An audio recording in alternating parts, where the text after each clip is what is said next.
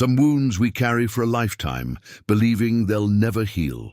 On Christmas Eve, one Apache woman discovered that forgiveness sometimes arrives in the most unexpected form. Aiyana found a half-frozen boy digging through trash behind the trading post, his small hands blue with cold. Searching desperately for scraps, she brought him home, fed him hot stew, and listened as he spoke of his dead mother and the grandmother he was trying to find. When the child whispered the name his mother had given him, Aiyana's heart stopped. He was the grandson of the man who destroyed her village years ago. The same bloodline that took everything from her now sat shivering in her cabin, an innocent child bearing her name.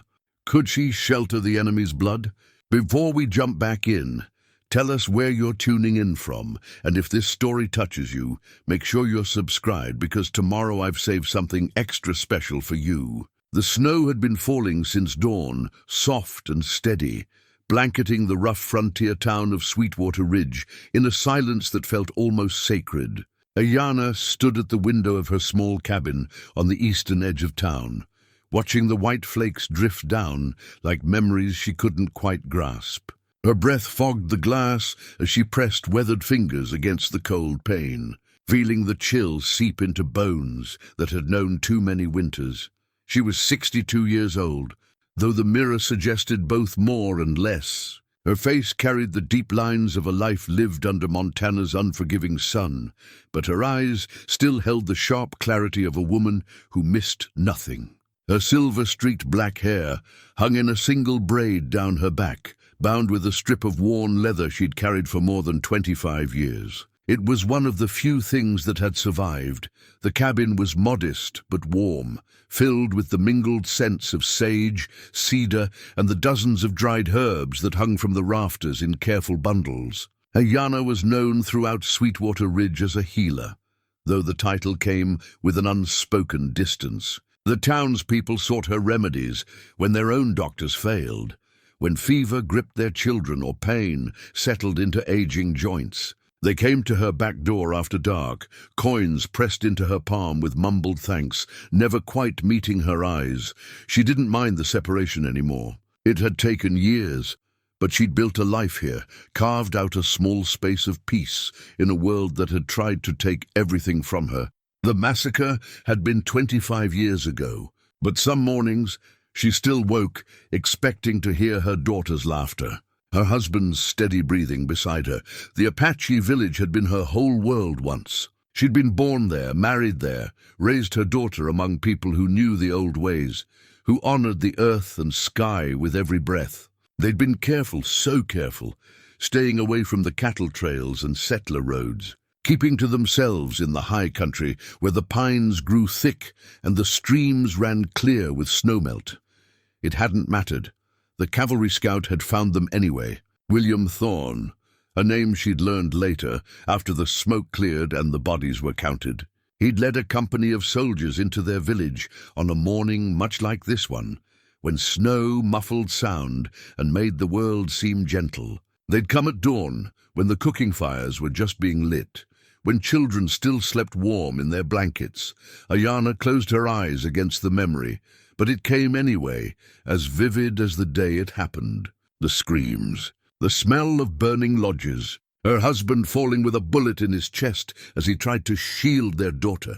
8-year-old Morning Light, her precious girl, dragged away on horseback, while Aiyana lay bleeding in the snow, pretending to be dead because it was the only way to survive. She'd searched for months afterward, walked every trail, asked at every fort, begged information from anyone who would listen. But Morning Light had vanished as completely as smoke on the wind. Eventually, the other survivors had told her to accept it.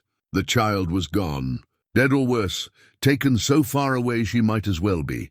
So Aiyana had done what her people had always done. She'd survived. She'd walked south for weeks until she found this town, far enough from the massacre site that no one knew her story unless she chose to tell it. She'd begun to heal again, first herself, then others. The townspeople had been suspicious at first, but pain and sickness are great equalizers. When old Mrs. Patterson's arthritis had responded to Aiyana's willow bark tea, word had spread. When the blacksmith's infected hand had healed with her poultices instead of requiring amputation, even the most prejudiced had to admit she had a gift. 25 years. A lifetime and a heartbeat. She'd buried her grief deep, covered it with work and routine and the small satisfactions of a quiet life. She tended her herb garden in summer, gathered roots and bark in autumn, spent winters crafting medicines in this cabin that smelled of earth and growing things. She had her rituals, her memories, her worn leather pouch of sacred herbs that connected her to a world that no longer existed. The afternoon was fading now. Christmas Eve, settling over Sweetwater Ridge like a benediction. From her window, Aiyana could see the warm glow of lamps in town, families gathering for their celebrations. She'd been invited to join the doctor's family for dinner. He was one of the few who treated her with genuine respect. But she declined, as she always did. Holidays were harder. They made the loneliness sharper, the memories more insistent. She moved away from the window and stirred the pot of stew hanging over her fire. Venison, potatoes, wild onions, herbs. She'd eat alone, as usual, then spend the evening with her medicines and her thoughts. It was enough. It had to be. The knock at her door came just as the last light was leaving the sky. Aiyana frowned. No one came to her door on Christmas Eve. The sick and desperate waited until tomorrow, or sent messages through the doctor. She wiped her hands on her apron and crossed to the door, pulling it open to reveal Samuel Brooks, who ran the trading post. He was a thick-bodied man with suspicious eyes and a mouth that turned down at the corners, even when he smiled. Now he looked troubled, shifting his weight from foot to foot in the snow. "Evening, Aiyana," he said, his breath forming white clouds in the cold air. "Sorry to disturb you on the holiday. What do you need, Samuel?" She kept her voice neutral. He was one of those who came to her for remedies, but never quite approved of her presence in town. "It's not for me." He glanced back over his shoulder toward the trading post, a quarter-mile down the road. "There's someone behind my store. Found him when I was closing up. Thought maybe you could—" He trailed off, uncomfortable. "Someone sick. A boy, half frozen, I'd say, digging through my trash like a wild animal." His lip curled slightly. "Can't get him to say much. Won't come inside. Vigored with your way with—" He paused, searching for words that wouldn't offend, while still conveying his meaning. "With healing and such, maybe you could take a look." Aiyana was already reaching for her heavy wool cloak. "Show me." They walked through the deepening snow in silence. The trading post was dark now, its windows shuttered for the holiday. Samuel led her around back to where his refuse bin stood. At first, Aiyana saw nothing but shadows and snow. Then one of the shadows moved. The boy was small, perhaps 9 or 10 years old, though malnutrition might have made him seem younger. He was huddled against the back wall of the building, wrapped in rags that had once been a coat. His hands were raw and red as he pawed through the scattered garbage, looking for anything edible. When he saw them, he froze like a cornered rabbit, eyes wide with fear and exhaustion. "Easy now," Aiyana said softly, the same voice she used with frightened animals. She moved slowly, keeping her hands visible. "No one's going to hurt you." The boy didn't run, but he didn't approach either. Up close, she could see that his lips were blue, his face streaked with grime and what might have been old tears. He was shivering so violently his teeth chattered. "I tried to get him inside," Samuel muttered behind her. "He won't come. Go home to your family, Samuel." "I'll tend to him." Aiyana didn't take her eyes off the boy as she spoke. "You sure? He might be—" "Go home." Her tone left no room for argument. Samuel hesitated, then shrugged and trudged back toward town, leaving them alone in the gathering dark. Aiyana crouched down, making herself smaller, less threatening. She could see now that the boy's clothes, beneath the grime, had once been of good quality. This wasn't a street urchin. This was someone's child, lost or abandoned. "My name is Aiyana," she said gently. "I live just over there in the cabin. I have a warm fire and hot food. Would you like to come with me?" The boy's eyes, she noticed, were an unusual grey-blue, startling against his dirty face. He watched her with a wariness that broke her heart. How long had he been out here? How far had he traveled to end up behind a trading post on Christmas Eve? "I won't hurt you," she continued. "I'm a healer. I help people." She reached into her cloak and pulled out her worn leather pouch, showing it to him. "See, medicine. Healing herbs! That's what I do. I make people feel better." Something shifted in the boy's expression. "A healer?" His voice was barely a whisper, hoarse from cold and disuse. "Yes, and you need healing right now. You're freezing. When's the last time you ate?" He didn't answer, but his eyes flickered to the garbage he'd been searching through. Aiyana's heart clenched. "No child should be this desperate. I have stew," she said. "Warm bread, hot tea with honey, a fire that will thaw those poor hands of yours." She stood slowly, extending her hand. "Will you trust me? Just for tonight. If you want to leave tomorrow, I won't stop you." For a long moment the boy stared at her outstretched hand. Then, with a movement that seemed to take all his courage, he reached out and placed his frozen fingers in her palm. His hand was so cold it burned to touch. Aiyana wrapped her own warm fingers around his and helped him to his feet. He swayed, weak with hunger and exposure, and she steadied him with an arm around his thin shoulders. "That's it," she murmured. "Just a short walk. You can make it." They moved slowly through the snow toward her cabin, the boy leaning heavily against her. She could feel him trembling, feel the chill radiating from his small body. How long had he been out in this cold? Hours, days? Inside the cabin, the warmth hit them like a physical force. The boy gasped, and Aiyana guided him to the chair closest to the fire. She quickly pulled off his wet, ragged coat and wrapped him in one of her thick wool blankets, then knelt to remove his boots. They were falling apart, more holes than leather, and his feet inside were white with cold. "Stay here," she commanded, and hurried to heat water. She brought a basin of warm, not hot water, and placed his feet in it, knowing that warming them too quickly would cause pain. The boy hissed, but didn't pull away. While his feet soaked, she ladled stew into a bowl and brought it to him with a chunk of bread. His hands shook so badly he could barely hold the spoon, so she helped him, bringing small spoonfuls to his mouth. He ate ravenously at first, then slower as his stomach began to fill, and warmth seeped back into his body. Aiyana said nothing, just tended to him with practiced efficiency. She'd seen this kind of cold before, this level of desperation. The boy needed warmth, food, and safety before he needed questions or explanations. After he'd eaten, she made him sweet tea with honey and wrapped his hands in cloths soaked with warming herbs. Color was slowly returning to his face, and the violent shivering had subsided to occasional tremors. His eyes were growing heavy. "What's your name?" she asked gently. He looked at her for a long moment before answering. Thomas. "That's a good name." She pulled another blanket around his shoulders. "Where did you come from, Thomas? Where's your family?" His eyes filled with tears, the first emotion beyond fear she'd seen. "Gone. My mama," his voice broke. "She died 2 weeks ago. Maybe more. I don't know any more." Aiyana's heart ached. "I'm sorry. That's a hard loss for someone so young. She told me to find—" He paused, exhaustion making his words slur. "Said to find my grandmother. Said she lived here in Sweetwater Ridge. Your grandmother lives here." Aiyana tried to recall if any of the town families had mentioned a missing grandson. "What's her name?"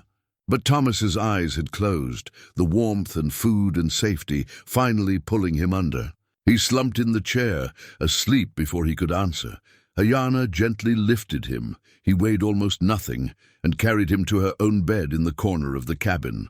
She tucked the blankets around him and stood watching him sleep. His face, cleaned of some of the grime by the steam from the tea, was pale but peaceful. She could see bruises on his arms, the shadows of old hunger in his hollow cheeks. Who was this child? Why was he alone? And what grandmother could he possibly be seeking in this town? She returned to her chair by the fire, her stew forgotten, and pulled out her leather pouch of herbs. The familiar weight of it comforted her as she sat in the firelight, listening to the boy's soft breathing, wondering what the morning would bring. Outside, snow continued to fall on Christmas Eve, covering the world in white silence, covering tracks and paths and all the ways that had led this lost child to her door. Morning came with pale winter light filtering through the cabin's small windows. Aiyana had spent the night in her chair, dozing fitfully, waking every hour to check on the boy. Each time, she'd found him sleeping peacefully, his breathing steady and deep, his color better than the night before. Now, as dawn broke, she moved quietly about the cabin, stoking the fire and preparing breakfast. The simple acts of cooking, mixing cornmeal, slicing bacon, brewing strong coffee, gave her time to think. The boy would have questions when he woke. She would have questions too. But first, food and warmth. Everything else could wait. She was frying bacon when she heard him stir. Turning, she saw him sitting up in bed, looking around the unfamiliar cabin with confusion that quickly gave way to memory. His eyes found her, and some of the wariness from last night returned to his face. "Good morning, Thomas," she said calmly, as if finding strange boys in her bed was an everyday occurrence. "How are you feeling?" He flexed his hands, looking at them as if surprised they still worked. "Warmer." His voice was stronger today, though still hoarse. "My hands don't hurt anymore. That's good." The feeling came back properly. "You're lucky. Another few hours in that cold might have cost you some fingers." She gestured to the table. "Come eat. You need more than one bowl of stew to recover from what you've been through."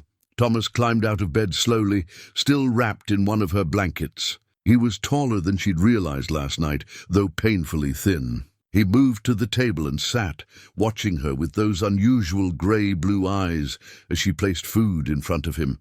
"Eat," she encouraged. "Take your time. Food's not going anywhere." He ate more carefully this morning, not with last night's desperate hunger, but with the steady purpose of someone who'd learned that meals might be rare. Aiyana sat across from him with her coffee, studying him in the daylight. His hair was dark brown, matted with dirt and travel. His features were delicate, almost fine, with high cheekbones and a straight nose. There was something familiar about his face, though she couldn't place it. "You said last night that your mother died," she said gently when he'd eaten enough to take the edge off his hunger. "I'm sorry for your loss. That's a hard thing for anyone, especially someone your age," Thomas nodded, not looking up from his plate. "The fever took her. We tried everything, but nothing helped." His hands tightened on his fork. "She got weaker and weaker, and then one morning she just stopped." "Where was this?" "Where did you live?" "Fort Benson. North of here. Maybe 100 miles. He took a sip of water. "We lived in a small house near the fort. Mama did laundry for the soldiers. We got by. 100 miles. The boy had walked 100 miles in winter, alone. Aiyana felt a surge of respect for his courage, mixed with horror at what he must have endured. "That's a long way to travel by yourself." "I had to." He finally looked up at her, and she saw determination in those young eyes.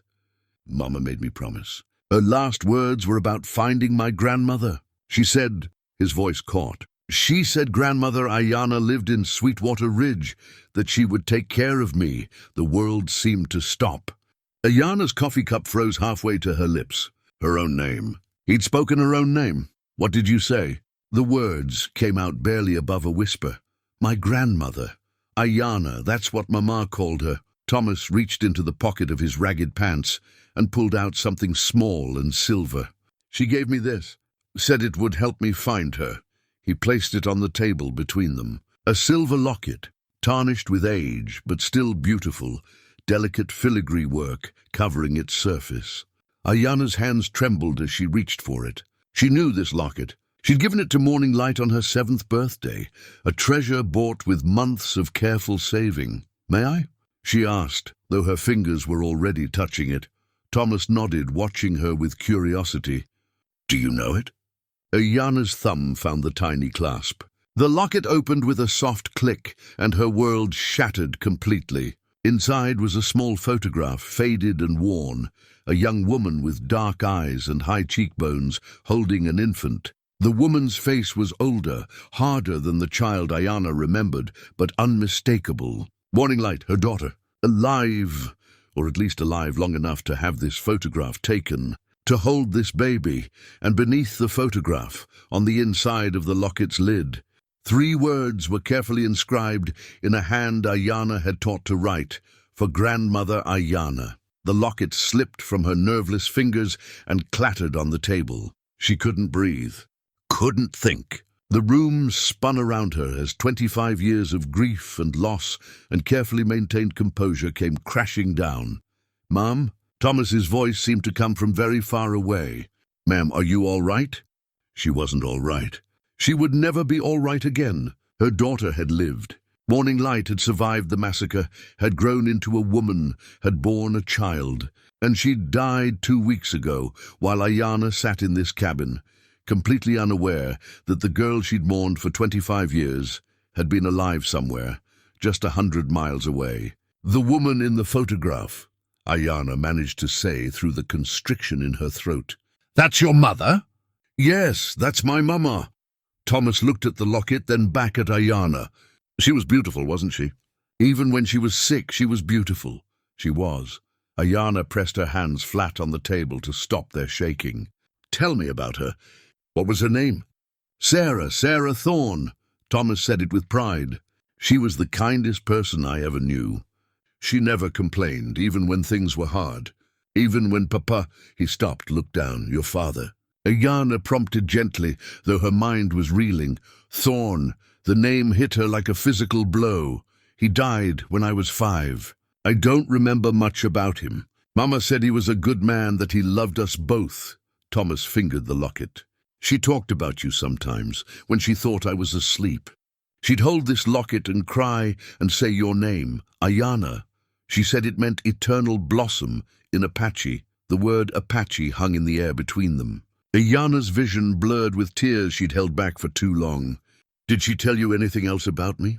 About where she came from?" Thomas hesitated, clearly uncertain how much to share with this stranger. But something in Aiyana's face, the tears perhaps, or the desperate need in her eyes, seemed to convince him. She said she was Apache, that she was taken from her village when she was just a little girl, that bad men came and hurt everyone, and she was carried away and never saw her family again. Each word was a knife in Aiyana's heart. Morning Light remembered. She'd remembered the village, remembered being taken. Had she spent 25 years wondering if her mother was alive, just as Aiyana had wondered about her? She said the soldier who took her, he was mean at first, but his son, my papa, he was kind. He protected her. And when she grew up, they got married and had me. Thomas's voice grew smaller. But then Papa died, and the old soldier, my grandfather William, he was cruel again. He hurt Mama sometimes, made her work too hard. That's why we left the fort and went to Fort Benson, to get away from him, William. William Thorne, the name of the cavalry scout who'd led the raid on her village. Aiyana's daughter had been raised by the man who'd murdered her father, destroyed their home. And somehow, impossibly, she'd found love with that monster's son. The complexity of it made Aiyana's head spin. Grief and rage and joy and confusion all warred within her. Her daughter had lived. Her daughter had died. She had a grandson. That grandson was the great-grandchild of her people's destroyer. "Thomas," she said, her voice breaking on his name. "Look at me." He raised those gray-blue eyes, his father's eyes, she realized now, Thorn eyes, and met her gaze. "I am Aiyana." The words fell between them like stones into still water. Thomas stared at her, not understanding at first. Then comprehension dawned, and his face went pale. You're my grandmother?" His voice was barely audible. "I am." Aiyana's tears spilled over, running down her weathered cheeks. "Your mother was my daughter. Morning Light. That was her name before they took her. Before she became Sarah, she was my precious girl, and they stole her from me, and I thought she was dead for 25 years. Thomas's own eyes filled with tears. "But Mama said, she said you were far away, in the mountains. She said she didn't know if you were alive. I've been here, right here for all these years. If only I'd known." Aiyana's voice broke completely. "If only she'd known where to find me." They stared at each other across the table. Grandmother and grandson, separated by 25 years of pain and loss, connected by blood and grief and the slim silver thread of a locket that had somehow survived it all. Thomas stood abruptly, his chair scraping against the floor. For a moment Aiyana thought he might run. Instead, he walked around the table and stood before her. This boy who carried her daughter's eyes and her enemy's blood. "She wanted me to find you." he said, his voice thick with tears. She made me promise. She said you would know what to do, that you would keep me safe. Aiyana stood and pulled him into her arms. He came willingly, this child she'd never known existed, and buried his face against her shoulder. She could feel his thin body shaking with sobs, could feel her own tears soaking into his hair. "I've got you," she whispered, the words she'd said to Morning Light 1,000 times when she was small. "I've got you, and I won't let go." They stood there holding each other while the morning light grew stronger and the fire crackled and the bacon burned forgotten on the stove. Two people bound by impossible circumstances, by tragedy and survival, by a love that had transcended death and distance to bring them together on this Christmas morning. When they finally pulled apart, Aiyana cupped Thomas's face in her hands, studying every feature, seeing her daughter in the curve of his cheek, the shape of his eyes. "Tell me everything. Tell me about your mother, about your life. I want to know it all." And so he did. They sat back down at the table, and Thomas told her about Sarah Thorne, the woman who had been Morning Light. He told her about a childhood lived in the shadow of a cruel grandfather, about a mother who worked herself to exhaustion doing laundry for soldiers, about the small kindnesses she'd shown him, even when life was hard. He told her about leaving the fort, about the 2 years of relative peace at Fort Benson, about the fever that had taken her so quickly. Aiyana listened, absorbing every detail, building a picture of her daughter's life, a life she'd missed entirely. With each story, each memory Thomas shared, the grief grew deeper, but so did something else. A fierce, protective love for this boy, this last piece of her daughter that remained in the world. "She talked about you toward the end," Thomas said quietly. "When the fever was making her confused, she kept saying she was sorry, that she should have found you, that she hoped you'd forgiven her." "Forgiven her?" Aiyana's voice cracked. She had nothing to be forgiven for. She was a child. She survived. That's all that matters. She said you probably thought she was dead, that you probably mourned for her. Thomas wiped his eyes with the back of his hand. "She cried a lot about that. About you thinking she was gone." They had both spent 25 years in grief, mother and daughter, each believing the other lost. The waste of it, the terrible, senseless waste, made Aiyana want to scream. But screaming wouldn't change anything. Her daughter was gone, truly gone now, and no amount of rage or sorrow would bring her back, but Thomas was here. Her grandson, the boy her daughter had loved enough to send on a 100-mile journey through winter to find safety. That love, that final act of faith, could not be wasted. "Your mother was right to send you to me," Aiyana said, taking his hands in hers. "You are my blood, my family. You belong here with me." Thomas's face crumpled with relief. "I can stay? You want me?" "Of course I want you." She squeezed his hands gently. "You're all I have left of her.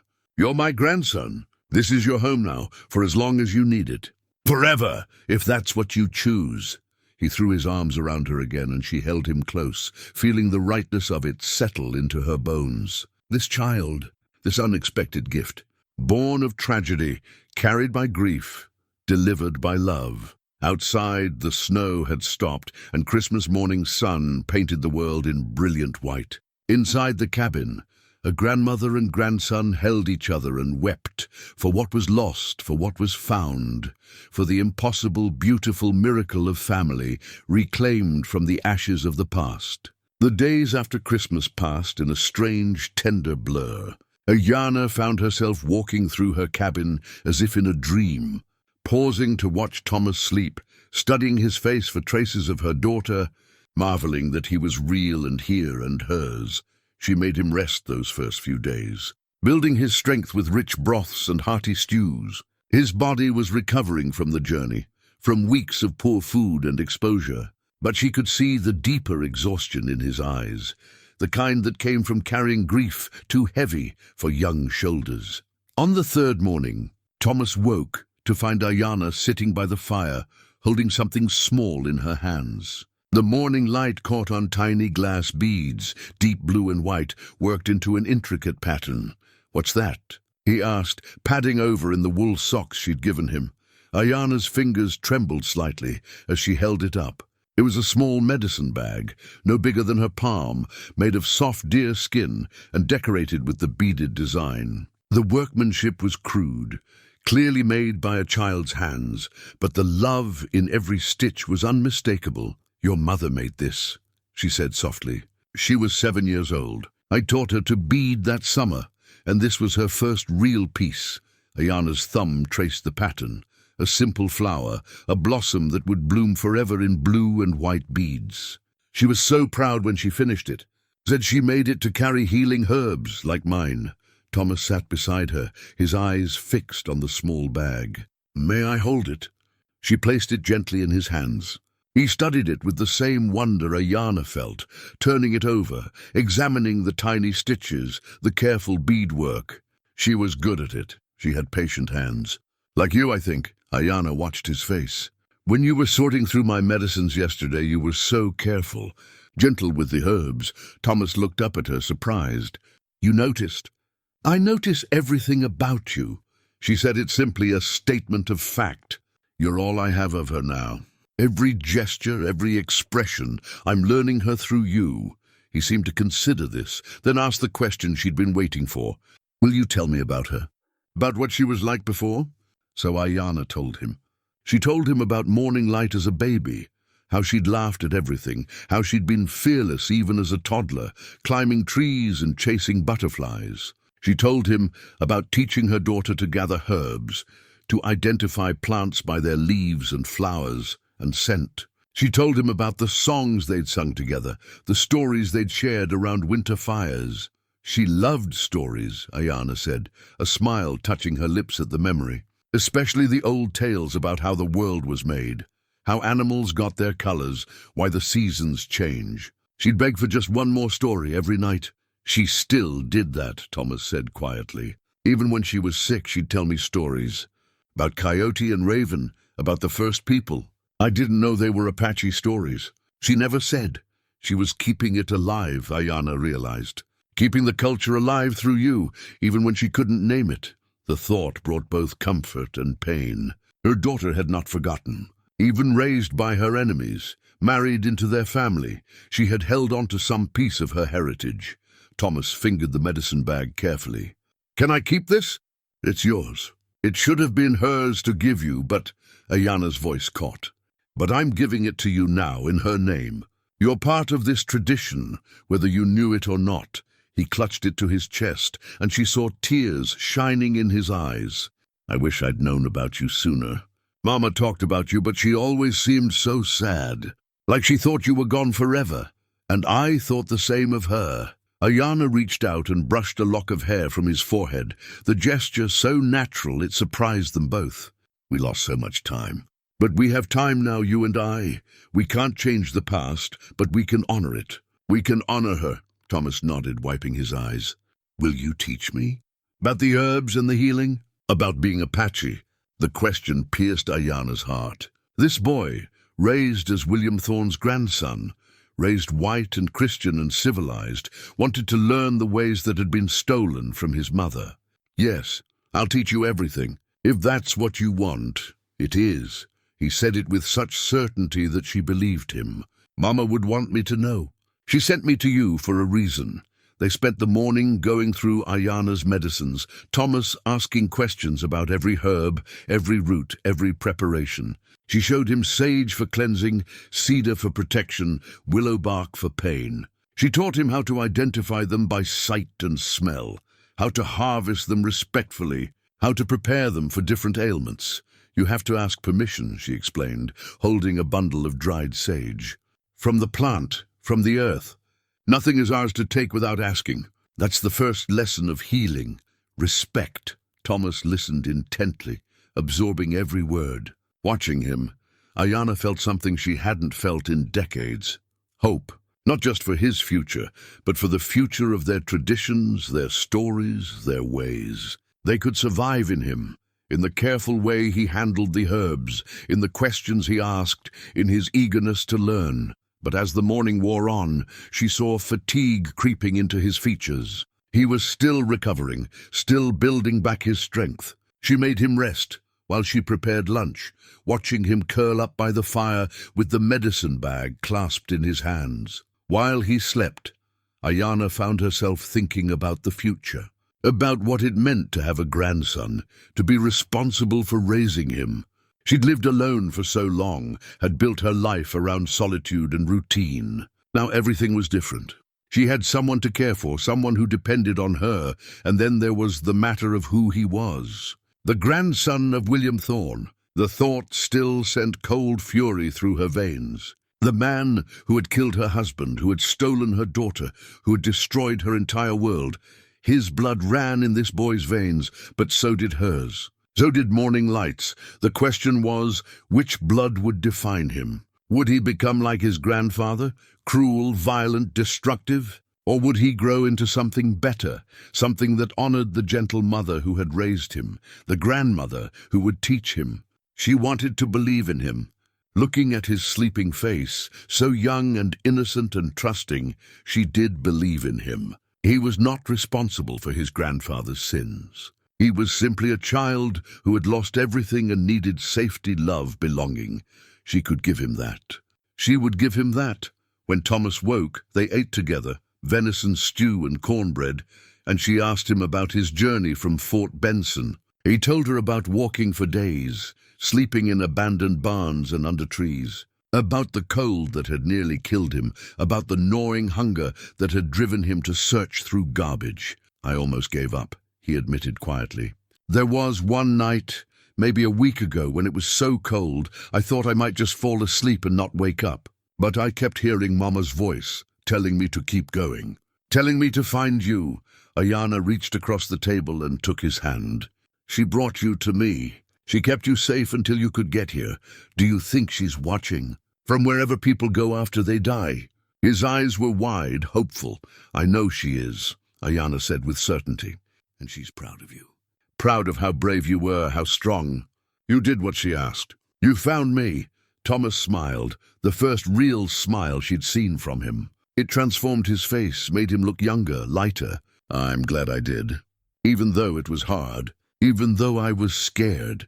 Being brave doesn't mean you're not scared, Aiyana told him. It means you keep going even when you are. That's something your mother understood. She survived things no child should have to survive, and she kept going. That strength is in you too. They sat in comfortable silence for a while, the fire crackling, the winter sun slanting through the windows. Aiyana felt a peace she hadn't known in years settling over her. This child, this unexpected blessing, had brought something back to life inside her, something she'd thought was dead and buried with her husband and daughter all those years ago. Late in the afternoon, there was a knock at the door. Aiyana tensed. Few people came to her cabin, and those who did usually sent word first. Thomas looked at her questioningly. "Stay here," she said quietly, then went to answer it. Samuel Brooks stood on her doorstep again, looking uncomfortable. Behind him was Martha Patterson, the doctor's wife, holding a covered basket. "Aiyana," Martha said warmly. She was one of the few townspeople who treated Aiyana as an equal. "I heard you took in that poor boy from Christmas Eve. I brought some things for him, clothes that our boys have outgrown. Some food." "That's kind of you, Martha." Aiyana accepted the basket. Noting Samuel's disapproving frown, "The boy's still here, then?" Samuel asked. "I figured you'd have sent him to the orphanage by now." "He's staying with me," Aiyana said firmly. Samuel's frown deepened. "For how long?" "People are talking, you know, wondering what an Indian woman is doing with a white boy. That's none of their concern." Aiyana kept her voice level, though anger simmered beneath. "He's family." "Family." Samuel's skepticism was obvious. "How do you figure that?" Before Aiyana could answer, Thomas appeared at her side. "She's my grandmother," he said clearly, looking Samuel straight in the eye. "My mother sent me to find her before she died." Martha's expression softened with sympathy. "Oh, you poor dear. You've lost your mother?" "Yes, ma'am." Thomas stayed close to Aiyana. "But I found my grandmother, so I'm not alone." Samuel looked between them, clearly trying to find the family resemblance. "Your grandmother?" "But the boy's white. His mother was my daughter," Aiyana said quietly. She was taken from our village 25 years ago. I've only just learned she survived, that she married and had a child. This child," the revelation hung in the air. Martha's eyes widened with understanding and compassion. Samuel's face went through several expressions before settling on doubt. "That's a convenient story," he said slowly. "It's the truth," Thomas said, his voice stronger. "My mother was Sarah Thorne. She was Apache before she became Sarah. She told me about my grandmother Aiyana before she died." Aiyana put a protective hand on Thomas's shoulder. "I have proof, if anyone requires it. But I don't see how it's anyone's business but ours." Martha stepped forward and placed a gentle hand on Aiyana's arm. "Of course it's not. And Samuel, you should be ashamed questioning this poor child's story. He's been through enough." She turned to Thomas with a kind smile. "Welcome to Sweetwater Ridge, young man. I hope you'll be very happy here with your grandmother." "Thank you, Mom," Thomas said quietly. Samuel muttered something under his breath, but seemed to realize he was outnumbered. "People will still talk," he warned. "An Indian woman raising a white boy. It's not natural." "What's not natural is a child without family," Martha said sharply. "Now come along, Samuel. We've delivered what we came to deliver." She patted Aiyana's arm once more. "If you need anything, dear, anything at all, you just let me know." After they left, Aiyana closed the door and leaned against it. Thomas looked up at her with worried eyes. "Are people going to be mean about this? About us?" She wanted to lie, to protect him from the ugly reality of prejudice. But he deserved the truth. "Some will be. Some won't understand or won't want to, but that doesn't matter. What matters is that you're here, where you belong, and no one can change that." Thomas thought about this, then nodded slowly. "Mama used to say that people fear what they don't understand, that the best thing to do is just live well and let your life speak for itself. Your mother was wise." Aiyana pulled him into a hug. "We'll do exactly that. We'll live well, you and I. We'll show them that family is more than blood, more than skin color. We'll show them that love is stronger than all their fear and prejudice." Thomas hugged her back tightly. "I'm not scared." "Not as long as I'm with you." Those simple words, spoken with such trust, nearly broke Aiyana's composure.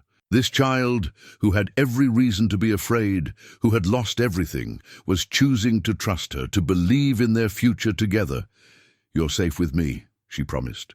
"I'll protect you, teach you, care for you. That's what grandmothers do."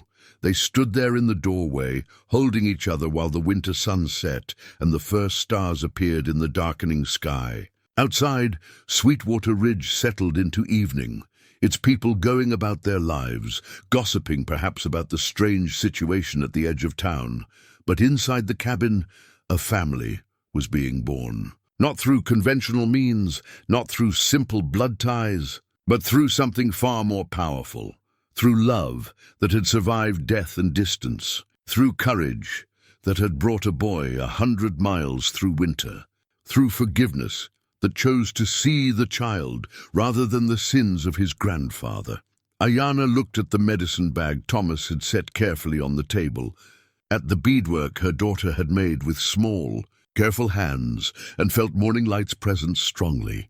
Her daughter had not just survived, she had triumphed. She had turned suffering into love, had raised a good son, and had trusted Aiyana to finish what she'd started. "I won't let you down," she whispered. Whether to her daughter or to Thomas or to both, she wasn't quite sure. "I promise you that." And in the peaceful quiet of the cabin, with her grandson safe beside her, Aiyana finally felt the grip of 25 years of grief begin, just slightly, to loosen its hold on her heart. The morning sun had barely cleared the horizon when Thomas emerged from the cabin carrying an armload of kindling. His breath formed white clouds in the crisp air as he carefully stacked the wood by the door, just as Aiyana had shown him.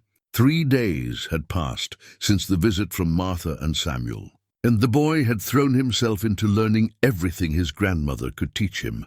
Aiyana watched from inside, stirring a pot of oatmeal, her heart swelling with an emotion she'd almost forgotten. Pride, not just in his eagerness to help, but in the thoughtfulness he brought to every task. He was a careful child, deliberate in his actions, always asking questions, always wanting to understand not just how to do something, but why. When he came back inside, stamping snow from his boots, she noticed his cheeks were flushed with cold and something else, satisfaction. The haunted look that had shadowed his eyes was fading, replaced by something brighter. "Good work," she said, ladling oatmeal into bowls. "You're getting stronger every day." Thomas sat at the table, flexing his hands. The raw patches from his journey had healed completely, leaving only faint pink marks. "I feel stronger, and my hands don't hurt anymore when I'm working." As they ate, Thomas reached into his pocket and pulled out something small. It caught the morning light, a silver cavalry medal worn smooth with age. He set it on the table between them, and Aiyana felt her stomach tighten. She'd seen medals like this before. 25 years ago, the men who'd destroyed her village had worn them on their uniforms. Marks of honor for killing her people. "This was my grandfather's," Thomas said quietly, watching her face. "Mama kept it. She said even though he was mean, he was still family." He pushed the medal toward her with one finger. "I used to be proud of it. Mama said he was a war hero." Aiyana stared at the small piece of metal. It would have been easy to snatch it up, to throw it in the fire, to tell Thomas exactly what kind of hero William Thorne had been. But she saw the confusion in the boy's eyes, the way he was searching her face for guidance. "What do you think now?" she asked carefully. Thomas was quiet for a long moment. "I don't know.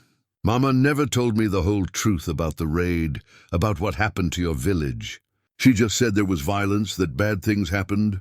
But now I know my grandfather led it. That he's the reason," his voice caught, "the reason you lost everything." Aiyana reached across the table and covered his hand with hers. "You are not responsible for what he did. You weren't even born, but his blood is in me." Thomas looked at her with anguished eyes. "When you look at me, do you see him? Do you see the man who—" "No." She squeezed his hand firmly. "I see my daughter. I see a brave boy who walked 100 miles to find safety. I see someone who's gentle with herbs and careful with living things. I see family, but the medal is a piece of metal, nothing more." Aiyana picked it up, weighing it in her palm. It was heavier than she expected. The ribbon faded to pale blue. "Your grandfather wore this when he committed terrible acts, but you carrying it doesn't make you him. You get to choose who you'll be." Thomas wiped his eyes with the back of his hand. "I don't want to be like him. Mama said he was cruel, that he hurt her even though she was just a child, that he took a shaky breath, that he beat her sometimes, called her savage, said she should be grateful he didn't kill her with the others." Rage, hot and fierce, flooded through Aiyana. The thought of her daughter, her precious morning light, beaten and degraded by the man who'd stolen her. It took every ounce of control not to hurl the medal across the room. "Your mother survived him," she said, when she could trust her voice. "She was stronger than he ever was, and she raised you to be gentle and kind, despite everything he did. That's her victory over him. She used to tell me stories about kindness," Thomas said softly, "about choosing to be good even when the world is hard, about how the strongest thing a person can do is forgive." He looked at the medal, then at Aiyana. "Do you think you could ever forgive him? For what he did to you?" The question hung between them, heavy and complicated. Aiyana thought about it carefully. Could she forgive William Thorne, the man who'd killed her husband, stolen her daughter, destroyed her entire world? The man who'd then raised that daughter with cruelty, who'd hurt her, who'd made her life a misery? "I don't know," she answered honestly. "That's a hard thing, forgiveness. Maybe impossible for something that big. But—" she looked at Thomas, this child who carried Thorne's blood and her daughter's spirit. "I can choose not to let his evil poison what we have. I can choose to see you as separate from him." "That's a start," Thomas nodded slowly, seeming to understand. "What should I do with this?" He gestured to the medal. "What do you want to do with it?" He thought for a long moment, turning the medal over in his small hands. "I want to bury it. With Mama somehow. Or—" he paused. "Can we bury it where your village was? Where everything happened? Maybe that would be like saying goodbye to all of it. The bad parts." Aiyana felt tears prick her eyes. This child's wisdom, his instinct for ritual and closure, reminded her so much of her people's ways. We can do that. When spring comes and the ground thaws, we'll bury it properly, with ceremony. We'll let the earth take back what was stolen. Relief washed over Thomas's face. He pocketed the medal, but now it seemed to weigh less, as if their conversation had already begun to strip it of its power over him. They spent the morning working together, Aiyana teaching Thomas to identify herbs even in their dried state, showing him how to measure them properly, how to mix them for different ailments. He was a quick learner, his hands becoming more confident with each task. "You have a gift for this," she told him, as he carefully crushed dried willow bark with a mortar and pestle. "The same gift your mother had." "Healing hands," Thomas looked up with a shy smile. "You think so?" "I know so. See how the powder is fine and even? That takes patience. Lots of people rush it, make it too coarse or grind it too fine. You're finding the balance." She showed him how to bottle the powder, seal it with wax. This is what healing is, finding balance. Between too much and too little, between tradition and innovation, between holding on and letting go. He absorbed this, filing it away with all the other lessons she'd been teaching him. They worked in comfortable silence, the kind that comes when two people are at ease with each other, when words aren't necessary for connection. The peace was shattered by a sharp knock at the door. Aiyana tensed. Visitors were becoming more frequent, and not all of them friendly. She opened the door to find Father Michael, the local priest, standing on her doorstep. He was an older man in his 60s, with kind eyes and a gentle demeanor.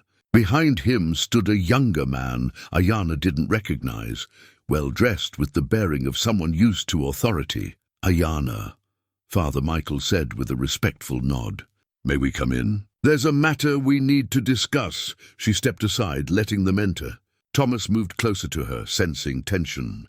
"This is Mr. Harrison from the Territorial Office," Father Michael explained. "He's here about the boy." Harrison looked around the cabin with barely concealed distaste, his gaze lingering on the dried herbs, the medicine bundles, the clear signs of Apache culture. "Mrs." He paused, uncertain of the proper address. "Ma'am, I've received reports about a white child living in inappropriate conditions." "Inappropriate?" Aiyana kept her voice level, though anger simmered beneath. "He's clean, well-fed, warm and loved. What's inappropriate about that?" "He's living with an Indian woman, learning Indian ways." Harrison pulled out a notebook. "The law is clear on such matters. White children should be raised by Christian families, educated in civilization." "I am Christian," Father Michael interjected quickly, "and I can attest that young Thomas is receiving moral instruction. I visited several times. He's learning scripture prayers." "That's not the point, Father," Harrison cut him off. "The point is that this boy should be with his own kind. There's a good orphanage in Helena that specializes in—" "He is with his own kind," Thomas spoke up, his voice clear and steady. "She's my grandmother." Harrison looked at him with surprise, as if he hadn't expected the boy to speak. "Now, son, I understand she's told you that, but—" "She didn't tell me. My mother did. Before she died." Thomas stood straighter, though Aiyana could feel him trembling slightly. "My mother was Aiyana's daughter. She was Apache before she was taken. She married into the Thorn family, and I'm their son. That makes Aiyana my real grandmother." "The Thorn family?" Harrison's expression shifted. "William Thorn's family?" "Yes," Aiyana said quietly. "The cavalry scout who raided my village was this boy's grandfather. His son married my daughter. It's complicated, but it's the truth." Harrison seemed to be calculating, weighing the political implications. The Thorn name carried weight in military circles, but claiming connection to an Apache woman would complicate things. "Do you have proof of this relationship?" he asked finally. Aiyana retrieved the locket from where it sat on the shelf, handing it to Harrison. He opened it, studying the photograph and inscription. Father Michael looked over his shoulder, nodding slowly. "That does appear to support the story," the priest said. "And I've seen how the boy resembles her. There's definitely some blood relation." "Some blood relation doesn't make it appropriate," Harrison argued, but his conviction seemed weaker. "The boy could still benefit from proper schooling, proper upbringing." "I'm teaching him," Aiyana said firmly. Reading, writing, mathematics, history, medicine. He's learning more here than he would in any orphanage. She is, Thomas confirmed. And I'm learning about my mother's people too, about my heritage. Mama would want that. Harrison closed the locket with a snap and handed it back. I'll need to file a report. The territorial office will make a decision about the boy's placement. There's nothing to decide, Aiyana said, her voice steel beneath the calm surface. He's my grandson. He stays with me. The law, Father Michael interrupted gently, also recognizes the rights of blood relatives to care for their kin, unless you can prove that Aiyana is an unfit guardian, which I would testify against. Thomas has every right to remain with his grandmother. Harrison looked between them, clearly frustrated. There will be questions, complaints. People don't like seeing white children raised by Indians. Then people need to examine their hearts, Father Michael said firmly. This boy has lost his mother. He's found his grandmother. In the eyes of God and the law, that's where he belongs. After more argument, Harrison finally left, though his parting words were ominous. This isn't over. The territorial office will want a full investigation. When the door closed behind them, Thomas threw his arms around Aiyana. Are they going to take me away?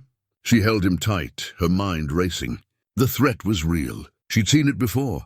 Indian children taken to boarding schools, families torn apart in the name of civilization. The fact that Thomas was white might protect him from that particular fate, but it also made their situation unusual.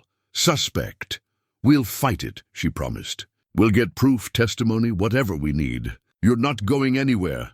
But as she held her grandson, feeling his rapid heartbeat against her chest, Aiyana knew they were facing something bigger than simple prejudice. They were challenging the very foundations of how this territory saw family, race, and belonging. It wouldn't be easy. It might not even be possible.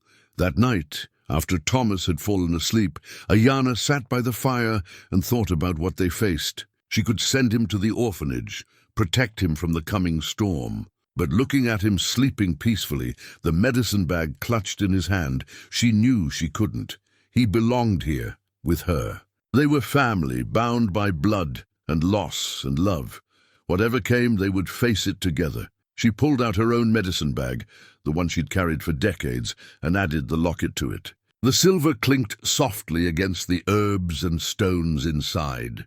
Her daughter had survived the impossible. So would her grandson, so would they both. Winter settled deeper over Sweetwater Ridge, and with it came a cold isolation that had nothing to do with the weather. After Mr. Harrison's visit, the townspeople's curiosity had hardened into something uglier. Aiyana noticed the whispers that stopped when she entered the trading post, the way mothers pulled their children closer when Thomas passed by. But inside the cabin, something else was growing. Thomas had thrown himself into learning with a hunger that reminded Aiyana of how morning light used to absorb stories, how she'd memorized every plant name, every healing song. Each morning they rose with the sun, and she taught him the old ways alongside the new. On a particularly bitter January morning, Aiyana brought out something she hadn't touched in years. A leather-bound journal, its pages yellowed with age, the cover worn soft from handling. She set it on the table where Thomas was grinding herbs, and he looked up with curiosity. "What's that?" "My journal," she said quietly, sitting across from him. "I've kept it since I was a girl. My mother taught me to write in both English and Apache. She said knowledge should be preserved, memories recorded." Aiyana's fingers traced the cover. "I stopped writing in it after the raid. Couldn't bear to put words to what happened.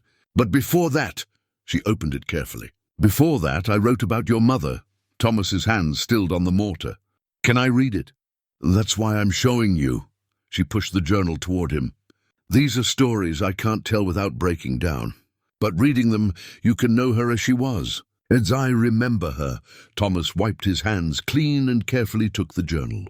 Aiyana watched as he opened to a random page, his lips moving slightly as he read her careful script. She saw his eyes widen, saw a smile touch his face, then sadness. She was afraid of thunderstorms, he said softly, looking up, terrified. She'd hide under her blankets and sing to herself until they passed. Aiyana smiled at the memory. I taught her a song about rain being a blessing, about thunder being the sky's heartbeat. Eventually, she stopped being afraid. Thomas read more, turning pages carefully. You wrote that she wanted to be a healer like you. She had the gift for it. Patient, gentle, curious about how things worked. Aiyana felt tears building, but let them come. She would have been magnificent. She was, Thomas said firmly. Even without knowing all this, even living with him, she still healed people. She tended to soldiers' wounds, delivered babies, knew which plants to use for fevers. Pride filled his voice. She didn't forget everything. The realization struck Aiyana with the force of truth. Her daughter had kept the knowledge alive, had passed it down to her son, even without naming its source. Morning Light had been a healer in both her lives, bridging two worlds, whether she'd meant to or not. Your mother was stronger than either of us knew, Aiyana said. She survived and kept her spirit intact. That's a kind of magic all its own. They spent the morning reading through the journal together, Aiyana adding context to her younger self's observations. She told Thomas about teaching Morning Light to identify plants by touch alone, about their walks through the mountains gathering medicine, about the laughter they'd shared, but the journal entries ended abruptly, mid-sentence, on the day before the raid. The rest of the pages were blank, years and years of empty paper, a life story interrupted. Why didn't you write more? Thomas asked, running his fingers over the blank pages. I couldn't. Every time I tried, all I could see was fire and blood. All I could hear were screams. Aiyana took the journal back gently. But maybe now, with you here, I can write again. I can write about finding you, about learning she survived, about this second chance we've been given. Thomas nodded, understanding in his young eyes. Will you write about me? Every day, she smiled. Your mother would want to know you're safe, that you're learning, that you're loved. That afternoon, Thomas ventured into town with Aiyana for the first time since Harrison's visit. She needed supplies, and she refused to hide or show fear. They walked down the main street together, Thomas staying close to her side. The reaction was immediate. Mrs. Carson crossed to the other side of the street, clutching her handbag. The blacksmith turned his back when they passed. Even children stopped their play to stare, but not everyone was hostile. Dr. Patterson tipped his hat respectfully. Martha waved from her window. Father Michael emerged from the church to greet them warmly. Thomas, he said kindly, I've been hoping to see you. Would you like to help me with the church garden come spring? We grow healing herbs there too. Thomas glanced at Aiyana, who nodded encouragingly. I'd like that, Father. Excellent. Your grandmother tells me you have quite the gift for it. Father Michael's eyes were kind. Don't let small minds make you feel small, my boy. You're right where you belong. As they continued to the trading post, Thomas whispered, Not everyone hates us. No, Aiyana agreed. Not everyone. Remember that. There's always light alongside the darkness. Inside the trading post, Samuel's attitude had shifted from suspicious to openly hostile. He served them tersely, barely looking at Thomas, making pointed comments about inappropriate situations and children who don't know their place. Thomas bore it with quiet dignity, but Aiyana saw his hands clench when Samuel muttered something about squaw lovers under his breath. That's enough, Aiyana said sharply. We're customers like anyone else. You'll treat us with respect or lose our business. Your business? Samuel laughed harshly. You think I care about your few pennies? There are principles at stake here. That boy should be with his own kind, not learning savage ways. Thomas stepped forward, his voice steady despite his pale face. My mother was Apache. That makes me Apache too. I'm learning my own heritage. Your mother was white, Samuel insisted. Raised white, married white? Whatever she was before, don't matter. She was my daughter, Aiyana said quietly, dangerously. And she never forgot who she was, where she came from. She kept our ways alive and passed them to her son. You can't erase that with your narrow thinking. Samuel's face reddened. Get out! Take your business elsewhere. They left with as much dignity as they could muster, but Aiyana felt Thomas shaking beside her. Once outside, he turned to her with tears in his eyes. Why do they hate us so much? They don't hate us, she said, though her own heart was heavy. They hate what we represent. They hate that the world isn't as simple as they want it to be, that family can cross boundaries they've drawn. She cupped his face gently. Their hatred says nothing about you. It only reveals their own fear. That evening, Thomas asked if he could learn Apache words. They sat by the fire, and Aiyana taught him the language of her people, his people. She started with simple things, sun, moon, water, fire, then moved to more complex concepts, family, love, healing, home. How do you say grandmother? He asked. Shichu, she answered. But you can call me whatever feels right. He practiced the word, getting the pronunciation just right. Then he smiled. Shichu. I like that. It sounds warm. It is. It's one of the warmest words in our language. She taught him more, delighting in his quick mind, his good ear for the sounds. Your mother knew these words once. I'm teaching them to you the same way my mother taught them to me, the same way I taught your mother. As the fire burned low, Thomas rested his head against Aiyana's shoulder, still murmuring Apache words to himself. She stroked his hair, feeling the weight of responsibility and love settle over her like a blanket. Outside, someone threw a rock at the cabin. It struck the door with a sharp crack. Thomas jumped, but Aiyana held him steady. Ignore it, she said calmly, though rage burned in her chest. They want us to be afraid. We won't give them that. But more rocks came, a handful scattered across the roof and walls. Voices shouted in the darkness. Angry, ugly words about Indians and traitors and abominations. Thomas trembled, and Aiyana pulled him closer. Are they going to hurt us? He whispered. Not if I can help it. She stood, moving to the door. Stay here. She opened the door to find a small group of men outside, Samuel among them, along with the banker and a few ranch hands. They stopped throwing rocks when they saw her, but their faces remained hard. This is private property, she said clearly. Leave now, or I'll get the sheriff. The sheriff knows we're here, Samuel called back. He agrees with us. That boy don't belong with you. He's my grandson. The law says he does. The law also says Indians should know their place, one of the ranch hands shouted. You're corrupting that boy, turning him against his own race. I'm teaching him his heritage. Both sides of it. Aiyana stood firm, refusing to show fear. Now leave, before this becomes something you'll regret. For a moment she thought they might rush the cabin. The tension crackled like lightning. Then Father Michael's voice rang out from the darkness. That's enough! He emerged from the shadows carrying a lantern, his face stern. Samuel Brooks, Tom Harrison, all of you, this is shameful. Terrorizing a woman and child on a winter night. Is this what we've become? The men shuffled, some looking ashamed. But Samuel held his ground. We're protecting our community, Father. From what? From love, from family. Father Michael shook his head. Go home, all of you, before you do something you can't undo. Slowly, reluctantly, the men dispersed. Samuel was the last to leave, throwing one final glare at Aiyana before disappearing into the darkness. Father Michael approached the door, his expression apologetic. I'm sorry. This has gotten out of hand. Thank you for coming, Aiyana said quietly. I heard them gathering at the saloon, worked up over some rumor that you're performing heathen rituals with the boy. He sighed. People fear what they don't understand. And right now, they don't understand how a white child and an Apache woman can be family.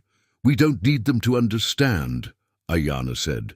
We just need them to leave us alone. I'll talk to the sheriff, make sure he's aware this harassment can't continue. Father Michael tipped his hat. Keep the boy safe, Aiyana. And keep faith. Truth has a way of winning out eventually. After he left, Aiyana returned to Thomas, who had been listening from inside. He was pale but composed. Are you all right?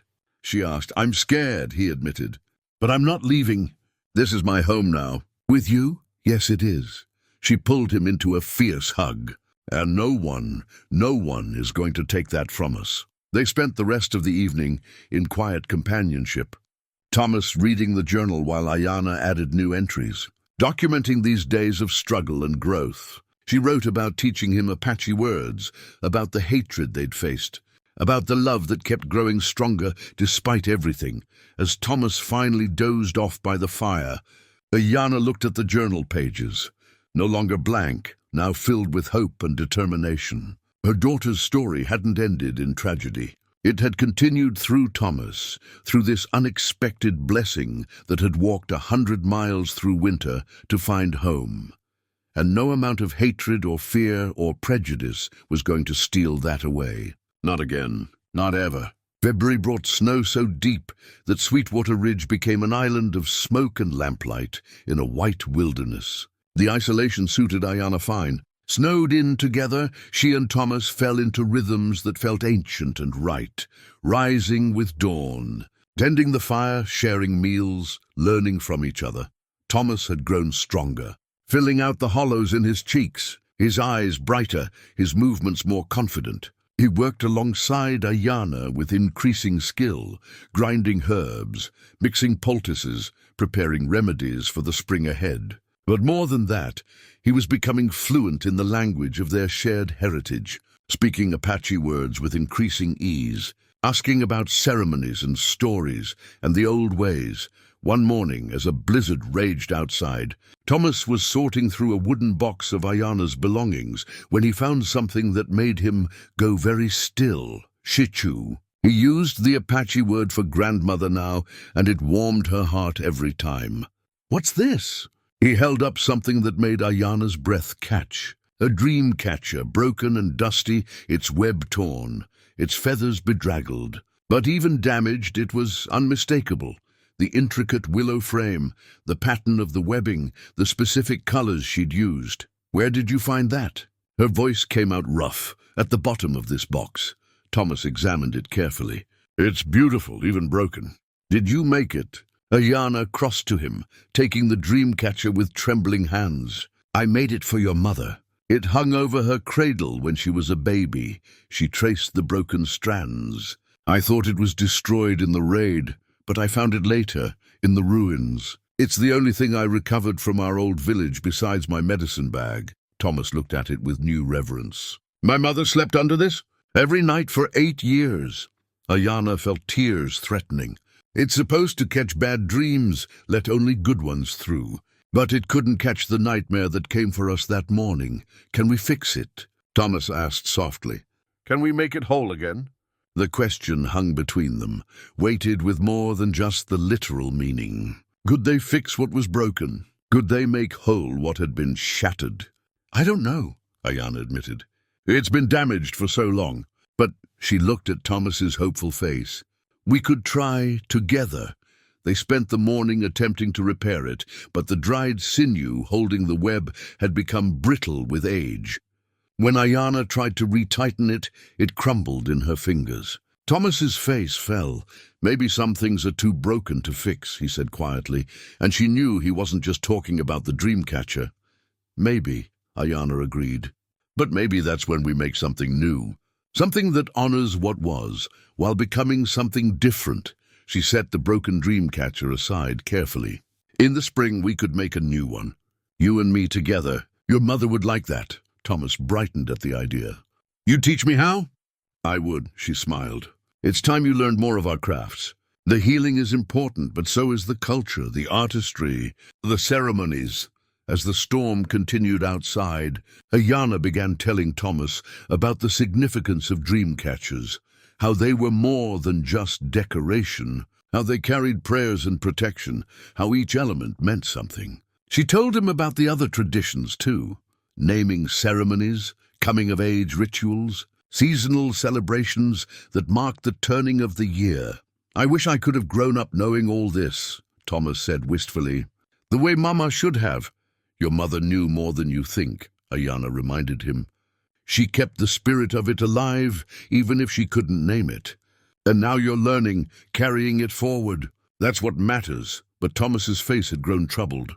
"What if they take me away before you can teach me everything? What if Mr. Harrison comes back and they put me in that orphanage?" It was a fear Aiyana shared but tried not to show. "We're going to fight that." "We have rights, do we?" Thomas interrupted, unusually sharp. "People like us? An Indian woman and a half-breed boy?" He used the ugly word deliberately, and it cut her to hear it. "Don't call yourself that. It's what they call me. At church, when they think I can't hear." Samuel Brooks said it to his wife right in front of me. Thomas's hands clenched. "They say I'm confused. that you've poisoned my mind against my own people. Your people are whoever you choose them to be," Aiyana said firmly. "You have Apache blood through your mother, white blood through your father. Both are part of you. Neither cancels out the other. But I have to choose, don't I? That's what everyone wants. For me to pick a side, to be one or the other." His young face was anguished. "Mama tried to be both, and look what happened. She wasn't accepted anywhere. Not white enough for the soldiers. Too white for other Indians who might have taken her in." Aiyana pulled him close. "Your mother made a place for herself. She created her own belonging through love and strength. You can do the same." They sat together while the storm raged, the broken dream catcher on the table between them, a symbol of all that had been lost, and perhaps all that might be rebuilt. That night Aiyana made a decision. When Thomas was asleep, she pulled out parchment and began to write. Letters to territorial authorities, to the Bureau of Indian Affairs, to anyone who might help establish Thomas's legal right to stay with her. She documented everything, their blood relationship, his mother's history, the conditions of his care. She asked Father Michael and Dr. Patterson to provide written testimony, but even as she wrote, doubt gnawed at her. The law had never been kind to her people. Why would it be different now? The next day brought a break in the weather. Thomas ventured out to gather more wood and came back with news that made Aiyana's blood run cold. "There's a notice in town," he said, stamping snow from his boots. "Posted by the territorial office. It says there's going to be a hearing about me, about whether I should stay with you." Aiyana's hands stilled over the herbs she was preparing. "When?" "2 weeks. They're calling it an evaluation of guardianship." Thomas's voice shook. What does that mean? It meant exactly what she'd feared. A formal challenge to their family, a public examination of their right to be together. And in a territory where prejudice ran deep and Indian rights were barely acknowledged, it could mean the end of everything they'd built. "It means we prepare," Aiyana said, forcing strength into her voice. "We gather our evidence, our witnesses, our truth. And we fight," Thomas nodded, trying to be brave, but she saw fear in his eyes. "What if we lose?" "We won't." She said it with more confidence than she felt. "We can't." Over the next days they prepared. Father Michael agreed to testify about Thomas's moral education and Aiyana's character. Dr. Patterson would speak to the boys' improved health and well-being. Martha Patterson collected signatures from townspeople who supported them, fewer than Aiyana hoped, but more than she'd feared. But Samuel Brooks and his allies were preparing too. Aiyana heard whispers of their strategy. They would argue that Thomas was being raised in heathen ways, that he was being turned against civilization, that an Indian woman couldn't properly care for a white child. "They're going to make me sound like a monster," Aiyana told Father Michael when he visited. "Like I'm corrupting him. Then we show them the truth," the priest said firmly. "A boy who's healthier, happier, more educated than when he arrived. A grandmother who loves him, teaches him, protects him. That's not corruption. That's family." But even Father Michael looked worried. They both knew how these things could go, how prejudice could triumph over truth. Thomas spent those days in a strange state, alternating between determined optimism and deep fear. He threw himself into learning, as if cramming in everything he could before they might be separated. He memorized Apache words, learned healing techniques, absorbed every story Aiyana told. One evening, as they sat by the fire, he asked, "If they take me away, will you forget about me?" The question broke Aiyana's heart. "Never, never in 1,000 years. But you thought Mama was dead, and eventually you stopped looking." "I never stopped looking in here." She pressed her hand to her heart. "Every day, every patient I healed, every child I saw, I looked for her in them. And I would do the same with you. You're part of my soul now, Thomas. They can separate our bodies, but never that." He climbed into her lap, too big for it really, but needing the comfort. "I don't want to go. I don't want you to go either." She held him tight. "So we'll do everything we can to make sure you stay." That night, after Thomas finally fell asleep, Aiyana took the broken dream catcher and studied it in the firelight. Some things were too damaged to be repaired, Thomas had said. But maybe he was wrong. Maybe with enough love enough determination, enough faith. Even the most broken things could be made whole again. She began to work, carefully, patiently, using new sinew to replace the old, reweaving the pattern her mother had taught her. The same pattern she'd taught Morning Light. It was delicate work, requiring steady hands and complete focus.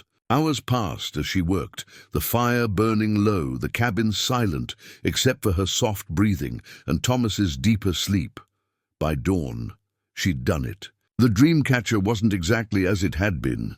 The new parts were visible, the repairs obvious, but it was whole again. It hung properly, the web intact, ready once more to catch dreams and let only the good ones through.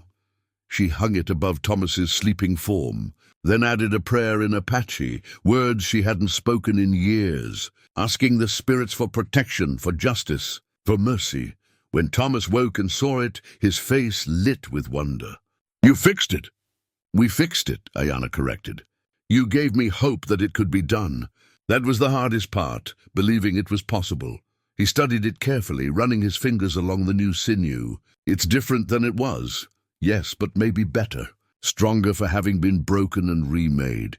She met his eyes. "Like us," Thomas smiled, understanding the metaphor. "Like our family." "Exactly like our family." They spent the morning in quiet companionship, preparing for the battle ahead, drawing strength from each other and from the newly repaired dream catcher that spun slowly in the morning light, catching the sun, casting shadows that looked almost like protection, almost like hope.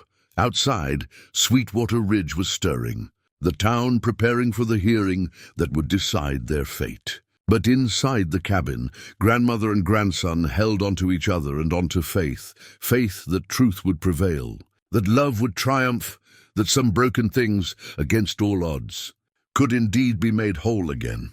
The morning of the hearing arrived with deceptive gentleness. Soft sunlight filtered through the windows, birds sang their early songs, and the world seemed peaceful. But inside the cabin, tension hung thick as smoke. Thomas sat at the table, dressed in the best clothes Martha Patterson had provided, a clean white shirt, dark trousers, suspenders. He looked older somehow, more serious, his hands clasped tightly together. "We'll be fine," Aiyana said, though her own stomach churned with anxiety. She wore her best dress, her hair in a neat braid wrapped with new leather. Around her neck hung the medicine bag, visible and proud. She would not hide who she was, not even for the judgment of territorial officials. "I know what to say," Thomas said quietly. "Father Michael and I practiced. Just tell the truth. That's all we can do." But as Aiyana gathered their papers, the locket, letters of support, testimonies, Thomas suddenly stood and went to his small collection of belongings. He pulled out something Aiyana hadn't seen in days, the cavalry medal. "Thomas, wait." He was digging through his mother's bag, the worn leather satchel he'd carried on his journey. "There's something else, something I haven't shown you yet." Aiyana watched as he felt along the inside of the bag, finding a hidden seam. With careful fingers, he worked at it until a small pocket opened, one so cunningly concealed that it would escape casual notice. From it, he pulled a folded piece of paper, yellowed and creased from being hidden so long. "What is that?" Aiyana moved closer. "I don't know. I found it the night before we left for the hearing, when I was packing the medal to show you. I'd never noticed this secret pocket before." He unfolded it carefully, and they both leaned in to read. It was a marriage certificate, official and legal, with territorial seals and signatures. But as Aiyana read the names, her world tilted. "Sarah Thorne, née Sarah Whitehorse," she read aloud, her voice breaking. "Married to James Thorne, son of William Thorne." She looked up at Thomas. "Whitehorse. That was the name they gave her at the fort." I don't know." Thomas stared at the document. "I never saw this. Mama never showed it to me." But it wasn't the surname that had caught Aiyana's attention. It was the other notation, in smaller script beneath, "Bride is of Apache descent, daughter of Aiyana Whitehorse of the Running River Band." "She used my name," Aiyana whispered. "She remembered our band, remembered everything."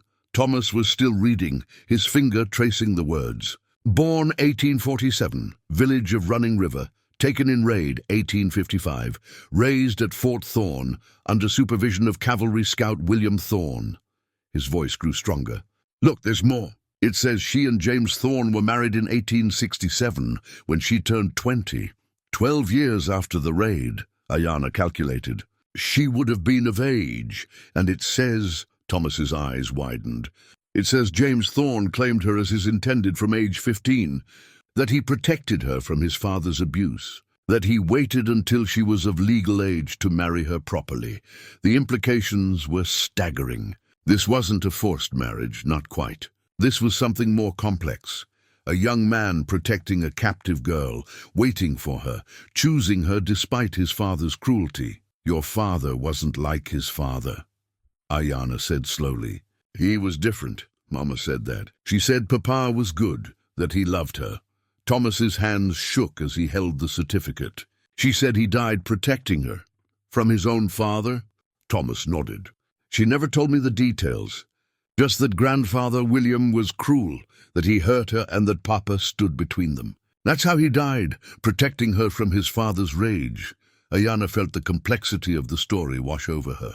William Thorne had stolen her daughter, yes, but his son had loved her, protected her, given her a measure of safety in an impossible situation. Morning Light had not just survived, she had been loved. There's something else, Thomas said, turning the certificate over.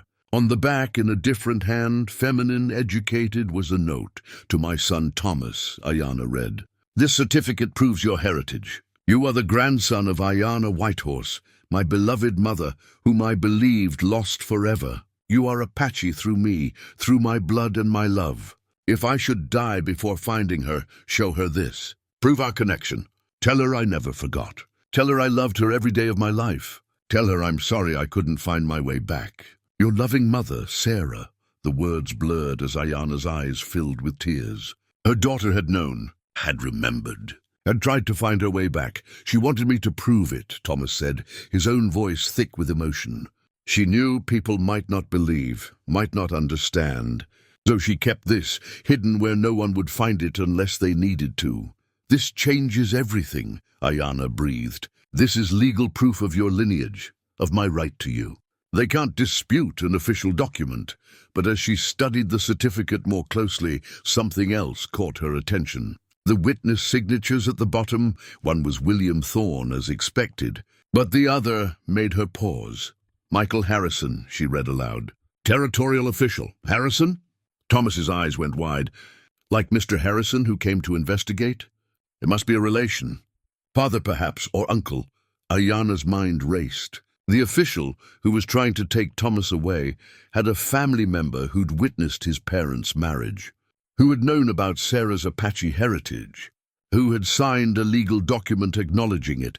Why would his father, or whoever this is, why would he witness the marriage if he thought it was wrong? Thomas asked. Maybe he didn't. Maybe he thought love trumped prejudice. Or maybe, Aiyana's eyes narrowed, maybe the younger Harrison doesn't know about this. Maybe he doesn't know his own family witnessed and approved this union. They stared at each other, the weight of this revelation settling over them. We have to bring this to the hearing, Thomas said. We have to show them. Yes. Aiyana carefully refolded the certificate. This is your mother's final gift to us. The truth, preserved and hidden, waiting for the right moment. As they prepared to leave for town, Aiyana felt something shift inside her. They weren't just defending themselves anymore. They were honoring Morning Light's careful planning, her forethought, her love. She had known this day might come, had prepared for it even from her deathbed. The walk to town felt different this morning. Thomas walked taller, the certificate safe in Aiyana's medicine bag alongside the locket. They were armed with truth now, with legal proof that couldn't be denied. The town hall was already crowded when they arrived. It seemed all of Sweetwater Ridge had turned out to witness the hearing. Some faces were sympathetic, Martha and Dr. Patterson, Father Michael, a handful of others. But more were hostile, eager to see the Indian woman lose her claim to the white boy.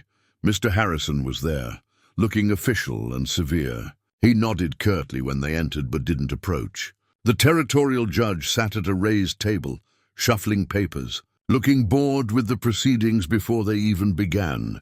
As they took their seats, Aiyana noticed Harrison studying them with an expression she couldn't quite read. Was it guilt? Recognition?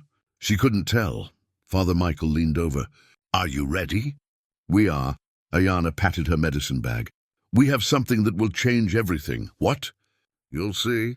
When the time is right, the judge called the hearing to order and the room fell silent. This was it, the moment that would determine whether Aiyana and Thomas could remain together, whether their fragile family would survive. But now they had a weapon William Thorne himself had provided, signed and sealed by the territorial government he'd served.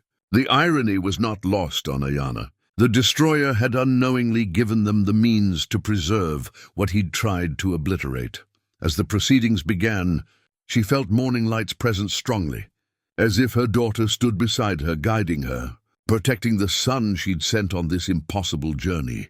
"Thank you," Aiyana whispered to the memory, to the spirit, to the love that transcended death itself. "Thank you for giving me the tools to save him." Thomas reached for her hand, and she gripped it tightly. Together they would face whatever came. Together, armed with truth and love and a piece of paper that proved what everyone had tried to deny, that family transcended race, that love conquered hatred, that some bonds were stronger than any force that tried to break them. The battle was just beginning. But for the first time since this all started, Aiyana felt something like certainty. They would win. They had to. Morning Light had made sure of it. Judge Morrison was a weathered man in his 50s, with iron-grey hair and eyes that had seen too much of humanity's darkness to be easily shocked. He surveyed the crowded room with evident distaste, clearly wishing to be anywhere but presiding over this particular matter. "This hearing," he began, his voice carrying easily through the packed hall, "concerns the guardianship of one Thomas Thorne, minor child currently residing with Aiyana Whitehorse. The territorial office has raised concerns about the appropriateness of this arrangement." Mr. Harrison stood, clearing his throat importantly. "Your Honor, if I may present the case against this arrangement." "You may," the judge said dryly, "though I suspect half the town is prepared to present it for you." A ripple of uncomfortable laughter ran through the crowd.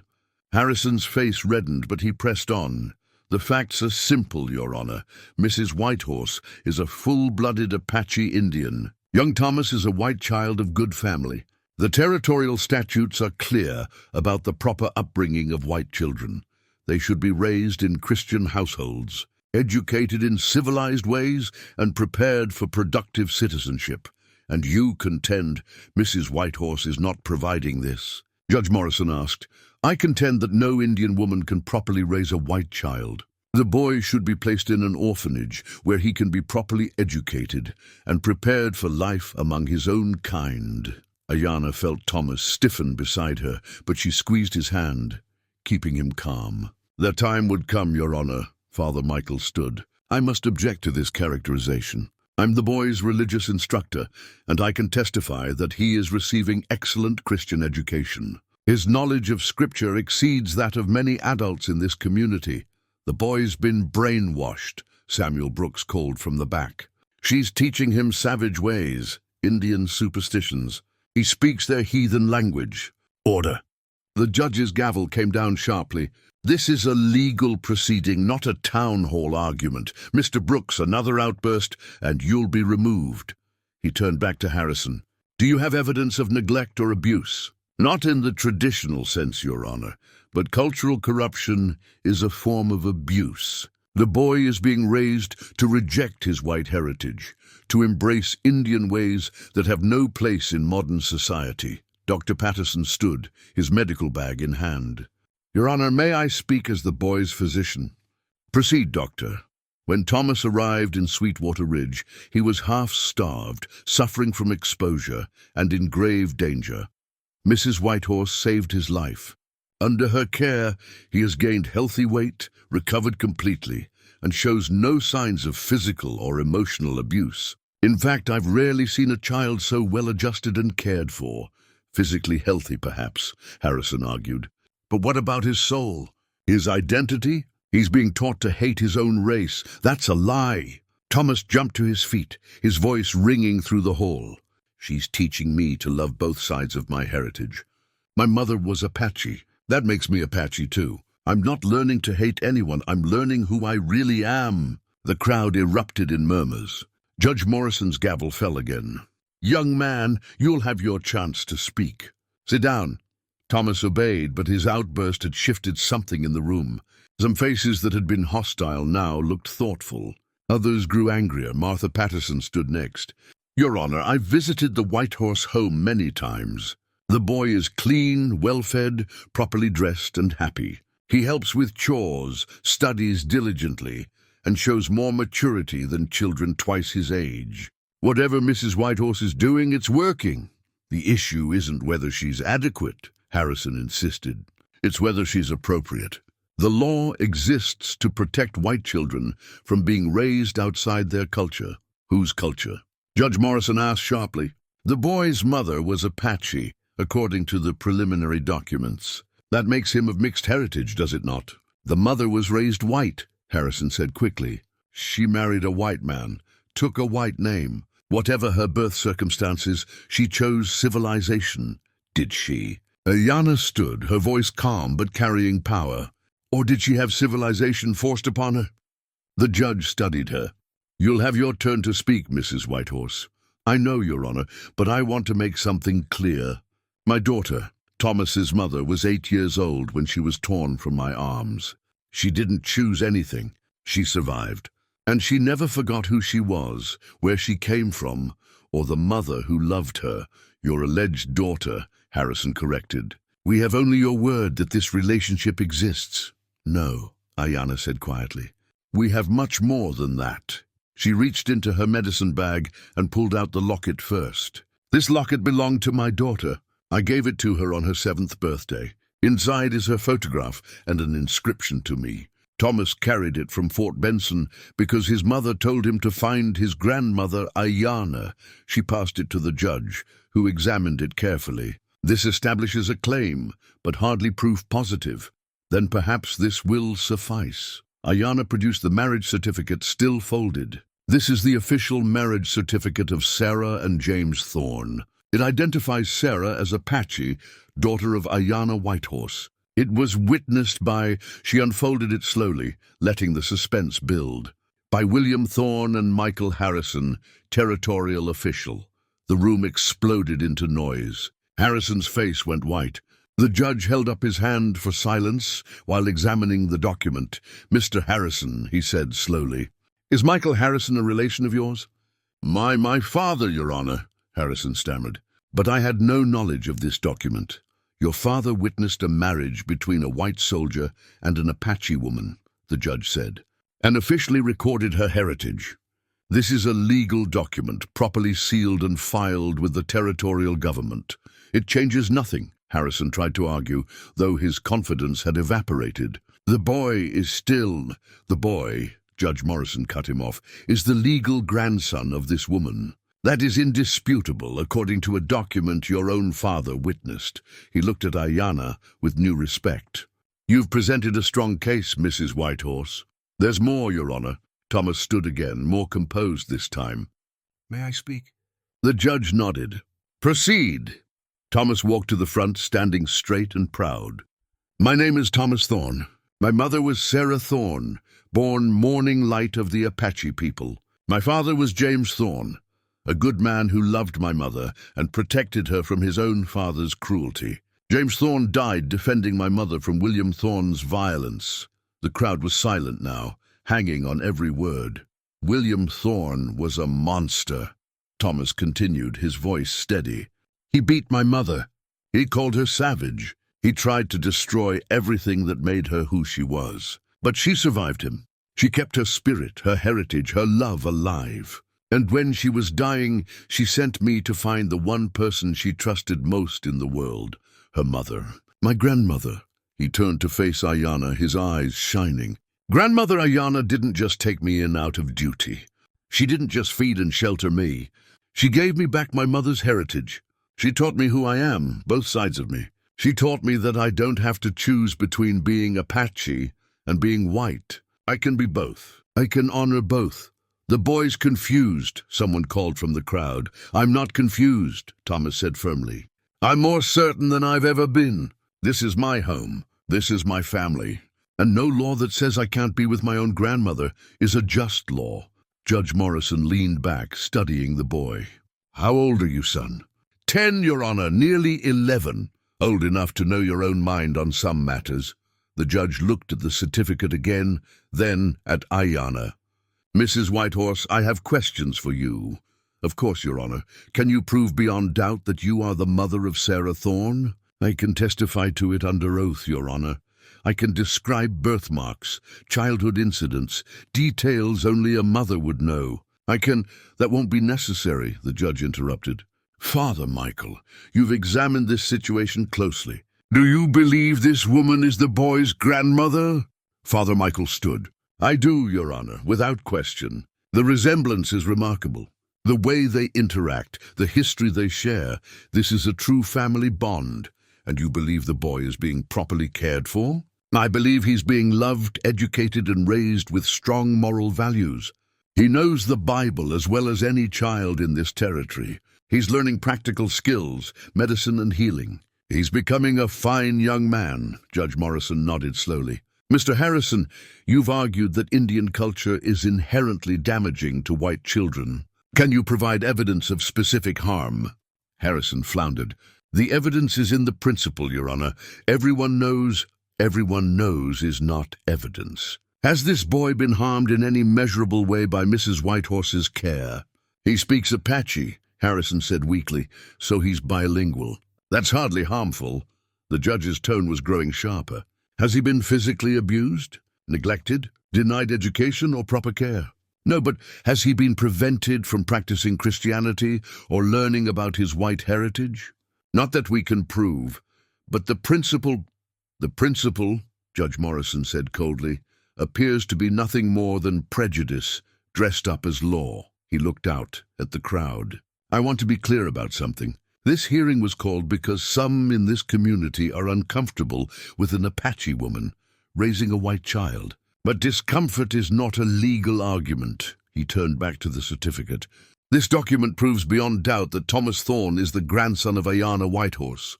It proves his mother was Apache. It proves that a territorial official, your own father, Mr. Harrison, officially recognized and sanctioned this mixed family. Your Honor, please. I'm not finished. The judge's voice was stern. You came here today hoping to separate a boy from his grandmother based solely on race. You presented no evidence of harm, no proof of neglect, no legitimate concern beyond your own prejudice. This hearing has been a waste of the court's time, and an insult to a woman who has done nothing but care for her orphaned grandson. Aiyana felt tears of relief building, but held them back. It wasn't over yet. Judge Morrison stood, his decision clear in his bearing. I will make my ruling, but first I want to hear from one more witness. He looked at Thomas. Young man, if I were to send you to an orphanage, as Mr. Harrison suggests, how would you feel about that? Thomas didn't hesitate. I'd run away, Your Honor. I'd find my way back to my grandmother, no matter how many times they tried to separate us. She's all I have left of my mother. She's my family. She's my home, the judge nodded slowly. That's what I thought. He picked up his gavel. This court will take a brief recess. I'll return with my decision shortly. As he left, the room erupted into conversation. Aiyana pulled Thomas into a hug, both of them trembling with hope and fear. We did it, Thomas whispered. We told the truth. Now we wait and see if truth is enough, Aiyana said. Father Michael approached, beaming. He's going to rule in your favor. I'm certain of it. Don't be too certain, Dr. Patterson cautioned. The law can be unpredictable, but Martha Patterson squeezed Aiyana's hand. You were magnificent. Both of you. Across the room, Harrison sat alone, his case crumbling around him. Some townspeople still glared at Aiyana with hatred, but others looked thoughtful, even ashamed. The truth had shaken them, forced them to see beyond their prejudice to the real people involved. 20 minutes later, Judge Morrison returned. The room fell silent as he took his seat, the weight of his decision hanging over everyone. "I've reviewed all the evidence," he began, his voice formal. "I've heard testimony from multiple witnesses.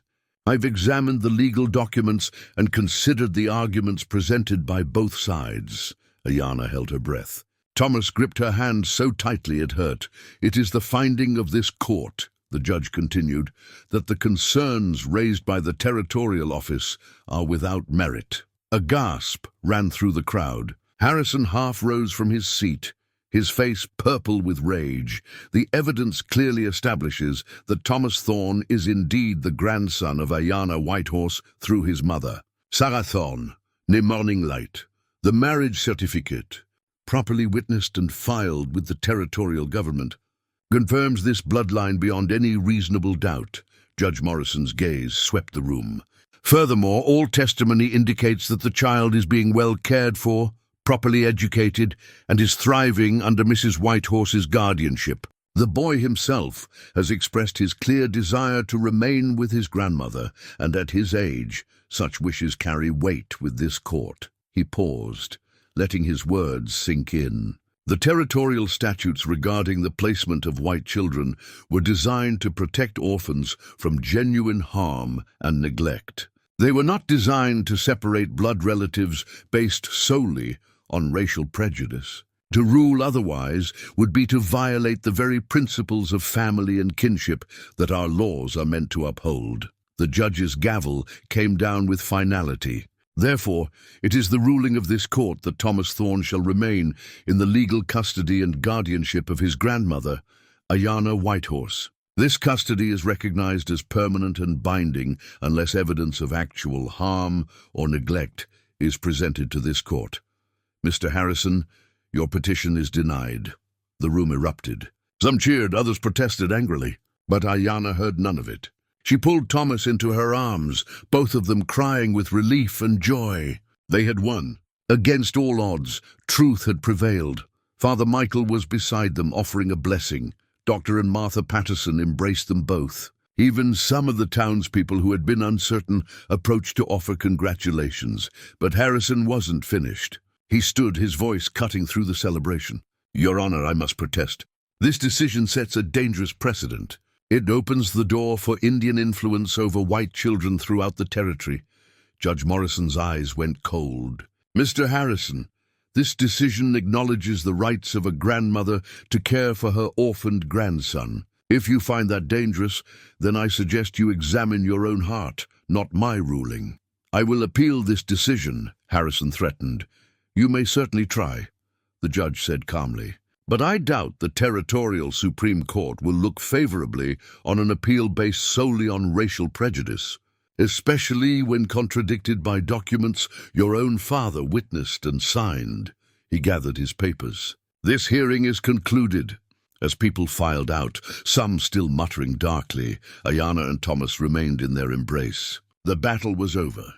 They had won not just the legal right to be together, but something more.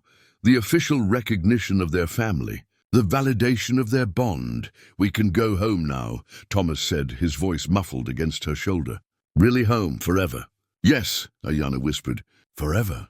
Outside the town hall, the winter sun was setting, painting the snow gold and pink. Samuel Brooks and his supporters gathered in angry knots, still muttering about injustice and the corruption of white society. But others, more than Aiyana had expected, approached to shake her hand, to congratulate her, to admit they'd been wrong. "I'm sorry," one woman said quietly. "I let fear guide me instead of compassion. Your love for that boy is clear." "I should have seen it from the start," Aiyana nodded, accepting the apology with grace. Not everyone would change their minds, but some had. That was a start. As they walked back toward the cabin, Thomas asked, "What happens now?" "Now we live," Aiyana said simply. "We heal, we learn, we grow. We honor your mother's memory by being the family she wanted us to be. And people like Mr. Harrison. What if they try again? Let them try. We have the law on our side now. We have truth, and we have each other." She looked down at him, this boy who had walked so far to find her. "Nothing can separate us now. They walked in comfortable silence, the setting sun at their backs casting long shadows ahead of them. Behind them lay the town with all its prejudice and judgment. Ahead lay home, humble but warm, filled with love and belonging. As they neared the cabin, Thomas said, "Shichu?" "Yes, grandson." "Thank you for fighting for me. For us, there was never a question," Aiyana said. "You're my blood, my heart, my second chance. I would have fought the whole territory for you." "I know," he smiled up at her. "Mama knew too. That's why she sent me to you." They entered the cabin together, closing the door on the cold and the judgment and all the forces that had tried to tear them apart. Inside, the fire still burned low in the hearth, waiting for them. The dream catcher hung above Thomas's bed, catching the last light of day. Spinning slowly in the warm air, Aiyana fed the fire while Thomas lit the lamps, both of them moving through their evening routine with the ease of long practice. They prepared supper together, venison stew again, Thomas's favorite, and sat down to eat in peaceful companionship. "Tomorrow," Aiyana said, "we should start planning for spring. We'll need to expand the garden, prepare more medicines for the trading season. And I promise to teach you how to make a proper dream catcher. Can we visit Mama's grave?" Thomas asked. "Or where your village was? I want to bury the medal there like we talked about. Yes, when the snow melts, we'll make that journey together. We'll honor the past while we build our future." She reached across the table to take his hand. "Your mother would be so proud of you, Thomas. The courage you showed today, the dignity, she gave you that. She gave me to you," Thomas said. "That was her greatest gift." They finished their meal in silence, both reflecting on the journey that had brought them here, the pain and loss, but also the unexpected joy, the love that had survived death and distance and every attempt to destroy it. Later, as Thomas prepared for bed, he asked one more question. "Do you think she's watching, Mama? Do you think she knows we're together?" Aiyana tucked the blankets around him, then touched the dream catcher hanging above. "I know she does. She's in this dream catcher we remade. She's in the herbs we gather. She's in every Apache word you speak, every healing technique you learn. She lives on through us. Then we're all together," Thomas said sleepily. "In a way, you and me and Mama." "Yes," Aiyana whispered. "We're all together." She stayed until he fell asleep, watching his peaceful face in the firelight. This boy, this blessing, this second chance. Morning light had given her the greatest gift possible, not just her grandson, but hope, purpose, family reborn. As she settled into her own bed, Aiyana felt a peace she hadn't known in 25 years. The broken pieces of her life were coming back together, not as they were, but as something new, something stronger for having been shattered and remade.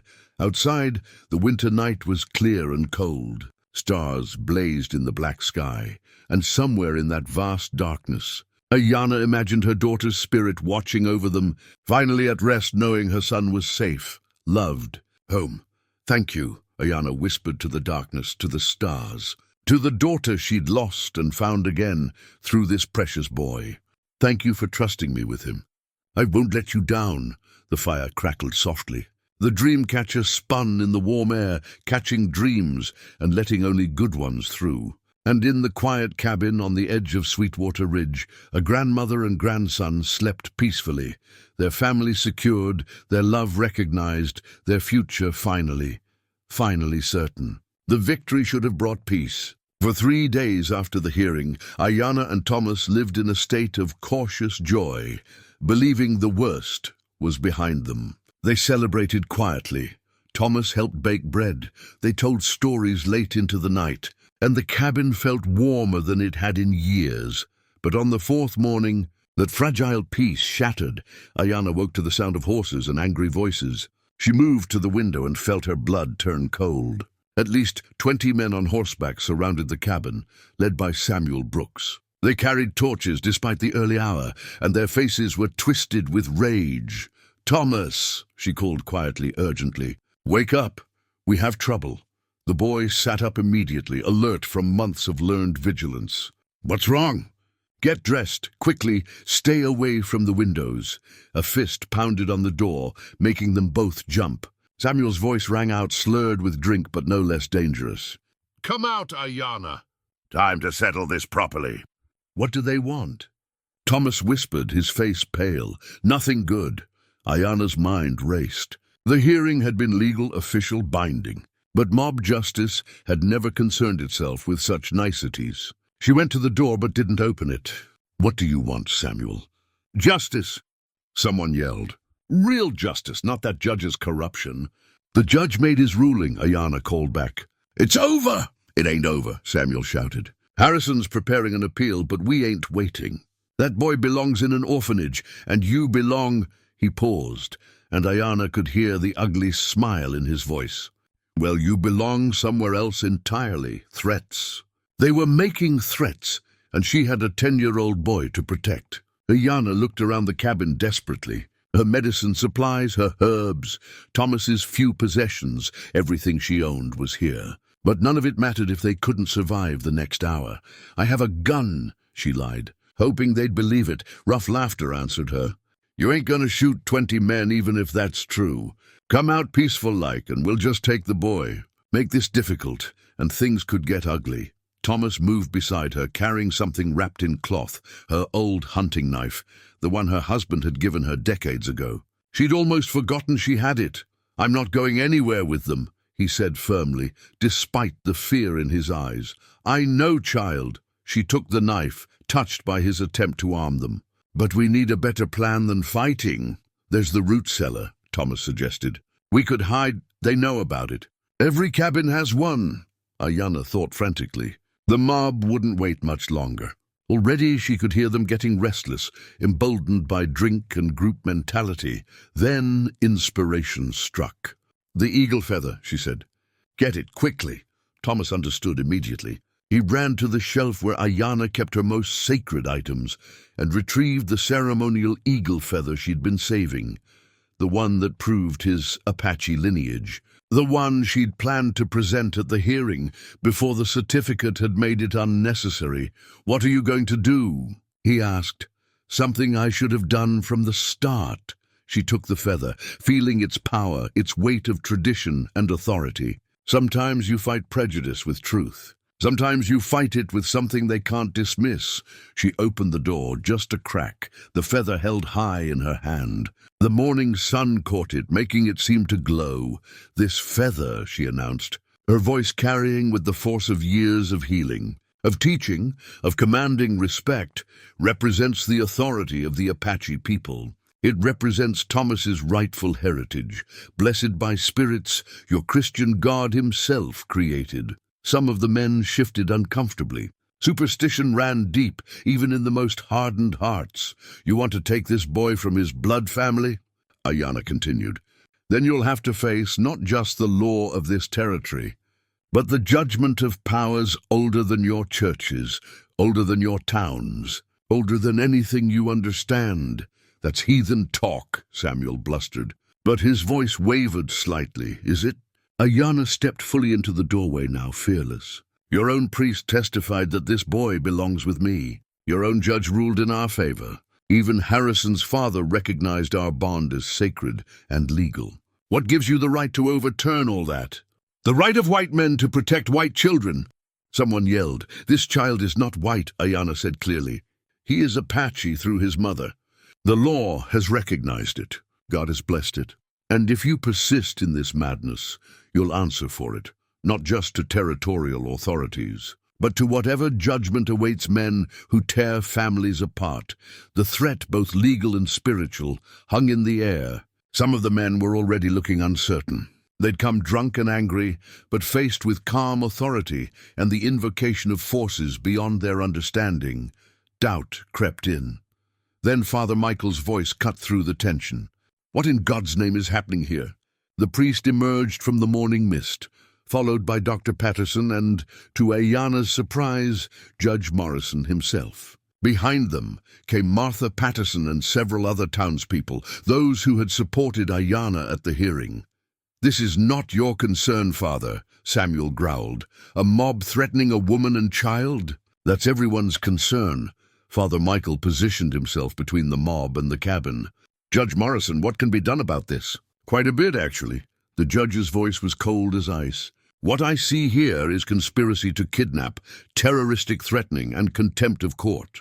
Samuel Brooks, you and your men need to disperse immediately, or I'll have the sheriff arrest every one of you. The sheriff's with us, Samuel said, though he sounded less certain now. Is he? Judge Morrison called out. Sheriff Daniels, are you participating in this unlawful assembly? A moment of silence, then a horse broke from the group. Sheriff Daniels, a middle-aged man with a weathered face, rode forward. I came to keep the peace, Your Honor, not to break the law. Then I suggest you start keeping it by ordering these men to leave. The sheriff looked at Samuel, then at the judge, clearly torn. But legal authority won out over mob loyalty. You heard him. Everybody go home. The hearing's over, the ruling's made. This is finished, like hell it is. Samuel's face was purple with rage. We're not going to let some Indian woman. You'll do exactly as the court orders, Judge Morrison said sharply, or you'll spend the next month in jail contemplating the error of your ways. He looked at each man in turn. I know all your faces. I know all your names. If any harm comes to Mrs. Whitehorse or her grandson, I'll know exactly where to look. Slowly, reluctantly, the mob began to disperse. But Samuel wasn't done. He rode closer to the cabin, his eyes locked on Aiyana with pure hatred. This isn't over, he said quietly, just loud enough for her to hear. You may have won in that courtroom, but out here, in the real world, people know what's right. The boy's going to that orphanage one way or another. Are you threatening a witness in my presence? Judge Morrison stepped forward. Sheriff, arrest this man. On what charge? Samuel sputtered. Threatening behavior, disturbing the peace, and contempt of court. Take your pick. The judge nodded to the sheriff. Do your duty.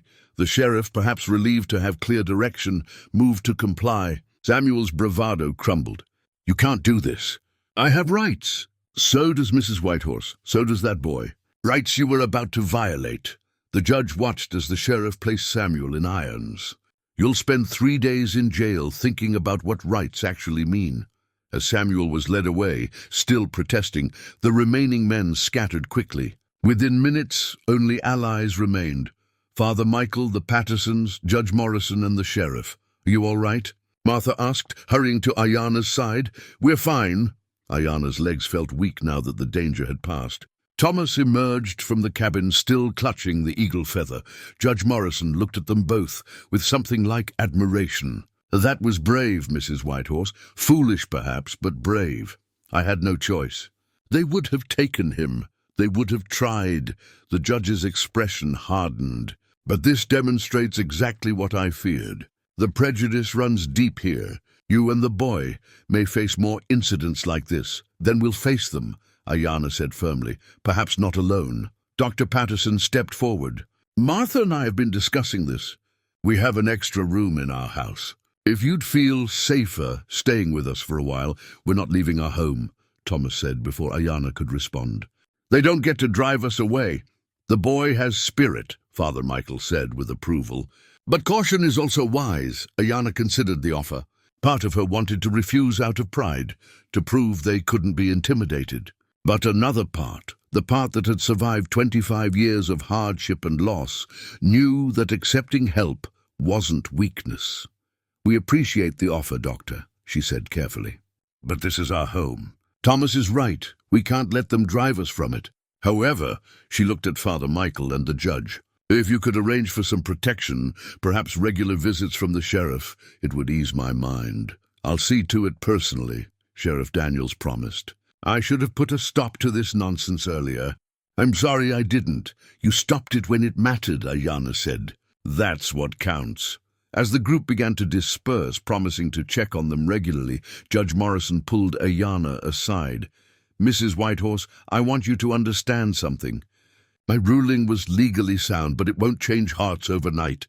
There are people in this territory who will never accept a white child being raised by an Apache woman, no matter what the law says. I know. You may face more of this. Not just threats, but ostracism, economic pressure, continued legal challenges. We'll endure it. Aiyana looked back at her cabin, where Thomas stood in the doorway, still holding the eagle feather like a talisman. We've endured worse. I believe you have. The judge tipped his hat. But if it becomes too much, if you need sanctuary, The territorial court can provide protection. Don't hesitate to ask. After everyone had left, Aiyana and Thomas stood in the doorway of their cabin, looking at the tracks left in the snow by the mob, evidence of how close they'd come to disaster. That was scary, Thomas admitted quietly. Yes, it was. But you were amazing. The way you stood up to them, the way you used the feather, it was like you had real power. I did have real power, Aiyana corrected gently. The power of truth, of law, of spiritual authority. Those things matter, even to people who claim not to believe in them. Thomas looked at the eagle feather in his hands. Can I keep this? To remind me that we have power too.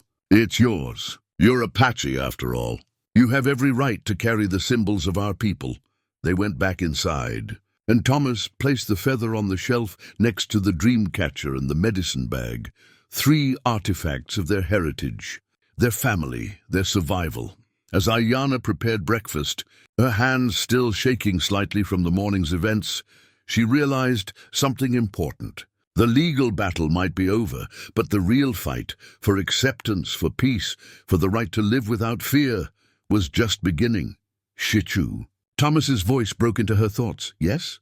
Well, what if they come back? What if next time there's no judge, no sheriff, no one to stop them? It was a fair question, one she'd been asking herself. Then we'll be ready.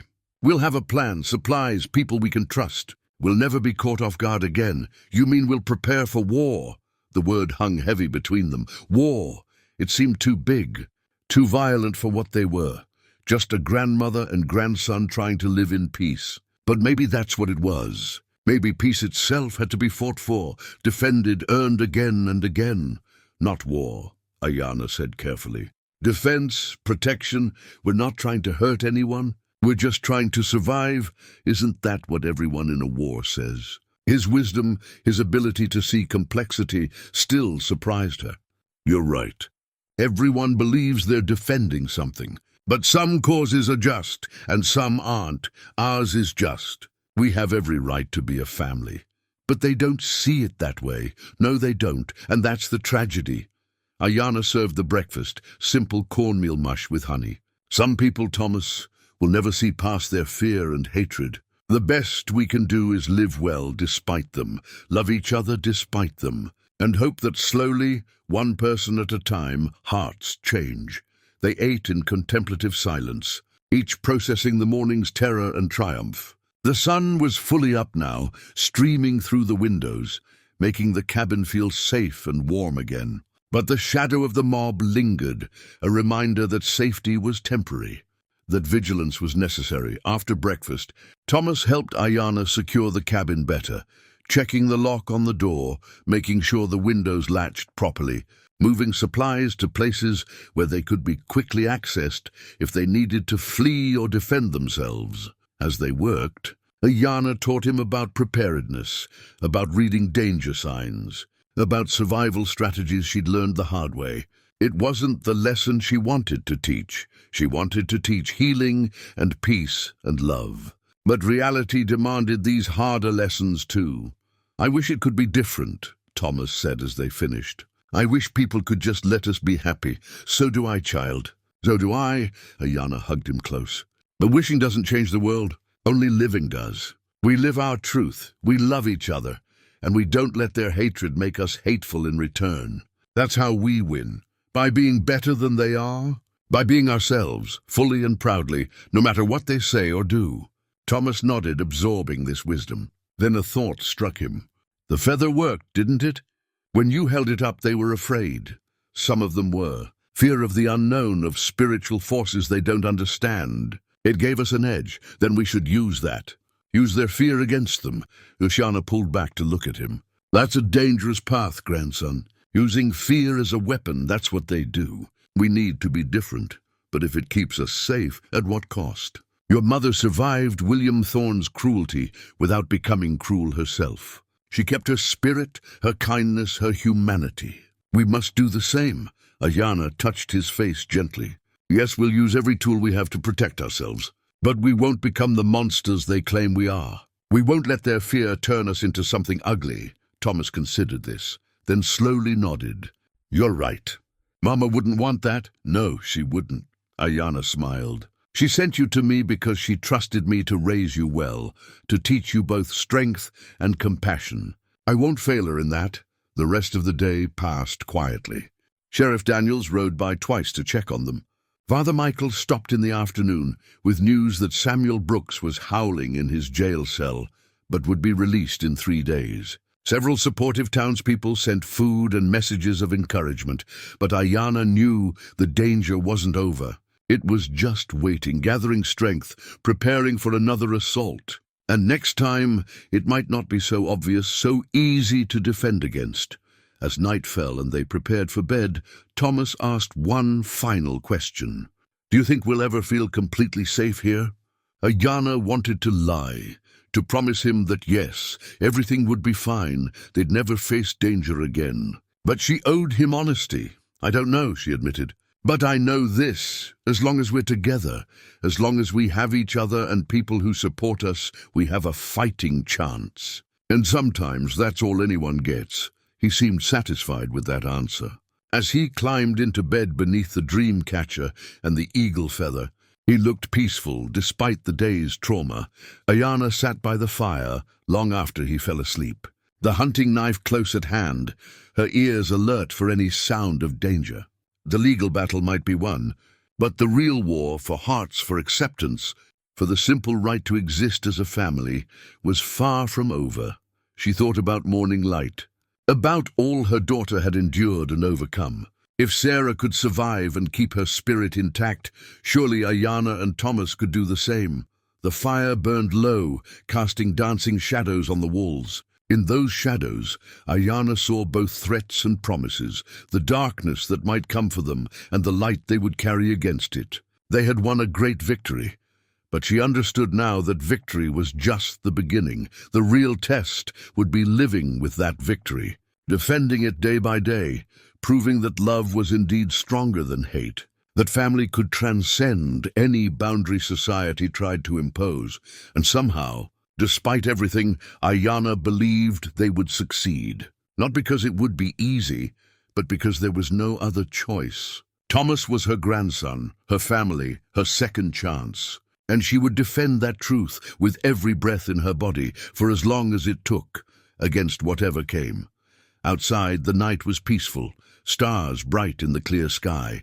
But Aiyana kept watch, guardian of a small but precious flame, the flame of family, of love, of belonging that no mob, no prejudice, no hatred could ever truly extinguish. 3 days after the mob incident, Aiyana and Thomas stood before Judge Morrison's desk in his private chambers. The judge had summoned them urgently, and the grave expression on his face did nothing to ease Aiyana's growing anxiety. I received word this morning, Morrison said without preamble.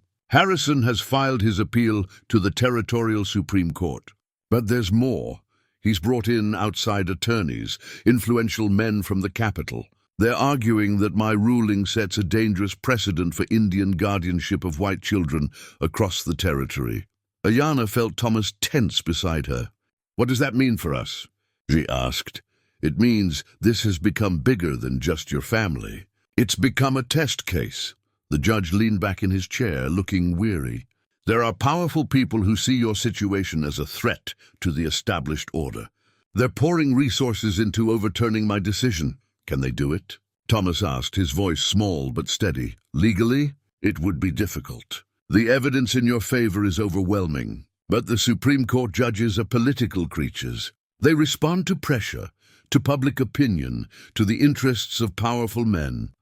Morrison looked directly at Aiyana. I'm telling you this because you need to be prepared. This isn't over. When will they rule? Could be weeks, could be months. In the meantime, you should gather more evidence, more testimony. Build an unassailable case, he paused. And you should prepare for the possibility of losing. Have a plan. The words hit like a physical blow. After everything, after the legal victory and the survived mob attack, they still might be separated. What kind of plan? Aiyana asked quietly. Judge Morrison's eyes held both sympathy and something else, a hint of conspiracy. I'm an officer of the court. I can't advise you to break the law. He let that hang in the air for a moment. But if I were in your situation, I'd consider what options exist beyond the boundaries of this territory, Canada. He was suggesting they flee to Canada if the appeal succeeded. Aiyana's mind raced with the implications, abandoning her home, her practice, everything she'd built here. But then she looked at Thomas and knew she'd do it without hesitation if it meant keeping him safe. "I understand," she said carefully. "Good." Morrison stood, signaling the meeting's end. "I'll do everything in my power to ensure the original ruling stands. But be ready for anything." As they left the judge's chambers, Thomas asked, "Were you and the judge talking in code? About running away?" "Not running away. Seeking safety if necessary." Aiyana squeezed his hand. "But let's not borrow trouble.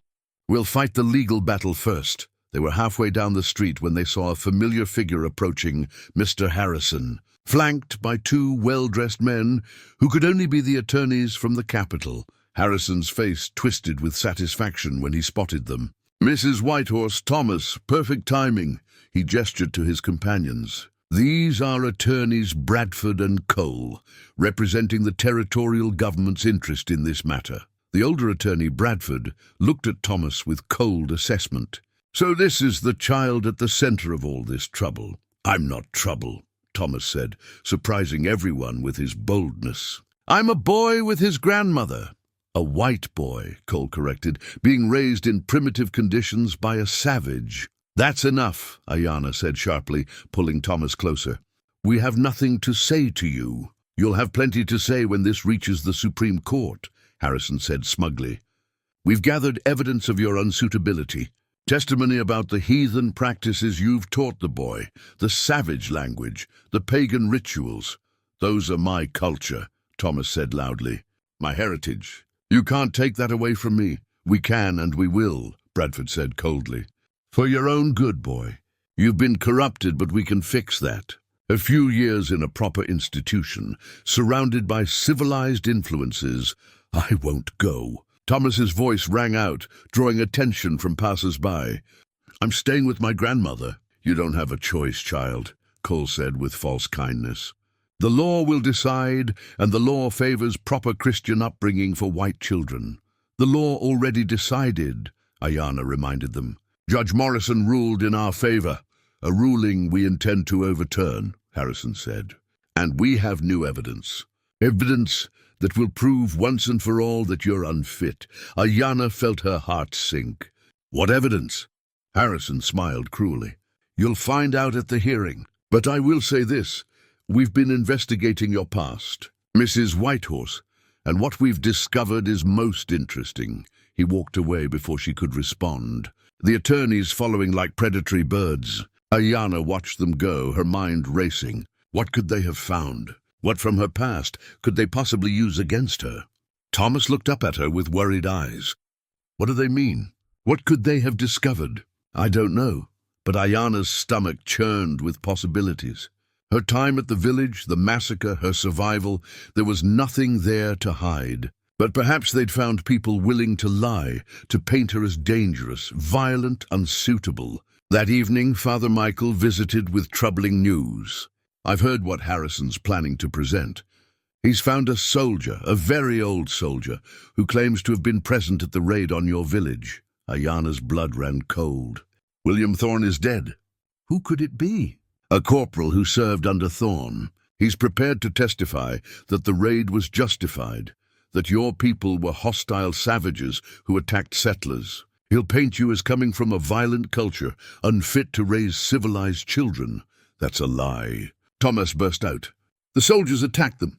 Grandmother's village was peaceful. We know that," Father Michael said gently. "But this man's testimony could sway the Supreme Court judges, especially combined with the prejudice they already hold." "Can we challenge it?" Aiyana asked. "Prove he's lying?" "It would be our word against his, and he's a decorated soldier. While you're—" The priest paused delicately. "An Indian woman whose word doesn't carry weight," Aiyana finished bitterly. "I didn't say that. You didn't have to. It's the truth." Aiyana felt despair creeping in. Every time they overcame one obstacle, another appeared. "What can we do?" "Fight back. Gather our own witnesses. I've been asking around. There are other survivors from your village scattered across the territory. If we could find them, get them to testify about what really happened. After 25 years, Aiyana shook her head. Most are probably dead. The rest may not want to relive those memories. We have to try, Thomas said firmly. We can't let them lie about what happened. Looking at his determined face, Aiyana felt strength return. He was right. They couldn't give up, couldn't let lies triumph over truth. All right, she said. We'll search for survivors. We'll build our case. And if necessary, she thought of Judge Morrison's careful words, we'll be ready for other options. Over the next 2 weeks, they mounted their counter-offensive. Father Michael put out word through church networks, searching for Apache survivors. Dr. Patterson wrote to colleagues at other forts, seeking medical records that might contradict the soldiers' testimony. Martha rallied the supportive townspeople, gathering signatures on a petition supporting Aiyana's guardianship. Thomas threw himself into documenting everything Aiyana taught him, keeping a journal of their days, recording Apache words and their meanings, noting the healing practices he was learning. I want proof, he explained. Proof that what you're teaching me is good and valuable, not savage or primitive. But even as they worked, the opposition grew stronger. Harrison's attorneys interviewed dozens of townspeople, collecting testimony about inappropriate Apache practices, heathen rituals, the corruption of a white child. Samuel Brooks, released from jail and angrier than ever, became their chief witness, painting lurid pictures of pagan ceremonies and savage indoctrination. Then, one cold February morning, a rider arrived at their cabin with a letter that changed everything. Aiyana opened it with trembling hands, reading the official territorial seal at the top. Thomas watched anxiously as her face went pale. What is it? A summons. The Supreme Court has agreed to hear the appeal. Her voice was hollow. We have 3 weeks to prepare our defense. That's not much time. No, it's not. Aiyana read further, her heart sinking with each word. And there's more. They've appointed a court investigator to examine our living situation, my background, our relationship. Someone will be coming to inspect the cabin, question us, judge whether we're fit to be together. The investigator arrived 2 days later, a stern woman named Mrs. Blackwood, who looked at everything through narrow, disapproving eyes. She examined the cabin inch by inch, noting the Apache decorations with visible distaste, questioning every aspect of their life together. The boy speaks Apache, she asked as if it were a disease. I'm learning my mother's language, Thomas corrected. My heritage? Inappropriate for a white child, Mrs. Blackwood wrote in her notebook, contributing to identity confusion and cultural corruption. She questioned Thomas alone, asking leading questions designed to paint Aiyana in the worst possible light. Was he forced to participate in pagan rituals? Was he prevented from Christian worship? Was he being taught to hate his white heritage? To every question, Thomas answered with dignity and truth. My grandmother teaches me to honor both sides of my heritage. I go to church with Father Michael. I pray in English and Apache. I'm learning to be whole, not divided. But Aiyana could see Mrs. Blackwood wasn't swayed. She'd come with her mind made up, with orders to find evidence supporting the appeal. And she would find it, whether it existed or not. After Mrs. Blackwood left, Aiyana and Thomas sat in discouraged silence. The walls seemed to be closing in, the odds stacking higher against them. We're going to lose, aren't we? Thomas finally said. Aiyana wanted to deny it, to promise victory, but honesty demanded otherwise. It's possible. The system is weighted against us, against people like us who don't fit neat categories, who challenge the boundaries they've drawn. Then what do we do? She looked at him, this brave, brilliant boy who deserved so much better than this constant struggle. We prepare. For victory, yes, but also for the alternative. Running away, seeking freedom, Aiyana corrected gently. If the court rules against us, they'll come to take you. We can't fight an entire territory's law enforcement. But, she took his hands, we can make sure they never find us. We can disappear into Canada or deep into Apache territory where territorial law doesn't reach. We can start over somewhere they can't touch us. Thomas's eyes widened. "You'd do that? Give up everything here? For you?" Without hesitation, she pulled him into a hug. "You're my family. My home is wherever you are. But your practice, your cabin, the people you help, can be rebuilt elsewhere. What can't be rebuilt is us, this family your mother died giving you to me to protect." Aiyana's voice was fierce. "I failed your mother once. I won't fail you." They spent that night planning, mapping escape routes, identifying supplies they'd need, deciding which precious items they could carry and which they'd have to leave behind. The locket, yes. The medicine bag, essential. The dream catcher and eagle feather, symbols of their heritage. Everything else could be sacrificed if necessary. When would we know? Thomas asked as they packed emergency supplies into a hidden bag. When would we know it's time to run? The day of the ruling. If they decide against us, we'll have hours at most before they come to enforce it. We leave immediately, take the northern trail toward the Canadian border. Father Michael and the Pattersons will help, create delays, give us time. They do that, help us break the law. They're helping us follow a higher law, Aiyana said. The law of family, of love, of justice that transcends what's written in legal codes.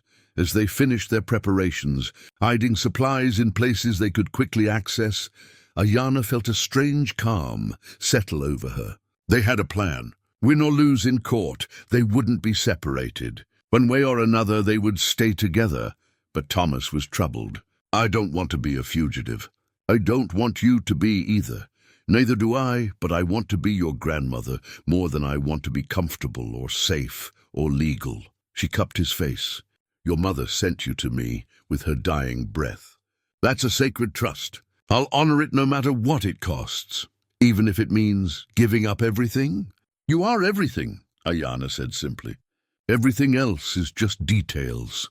They held each other in the lamplight, grandmother and grandson, preparing for battle and for flight, for victory and for exile. The Supreme Court hearing loomed like a storm on the horizon, ready to either validate their family or scatter them to the winds. But whatever came, they would face it together. That was the one certainty in an uncertain world. Their love, their bond, their determination to remain family against all odds. Outside, night deepened over Sweetwater Ridge. In the darkness, forces gathered, legal and illegal, righteous and prejudiced, supporting and opposing their right to exist as family.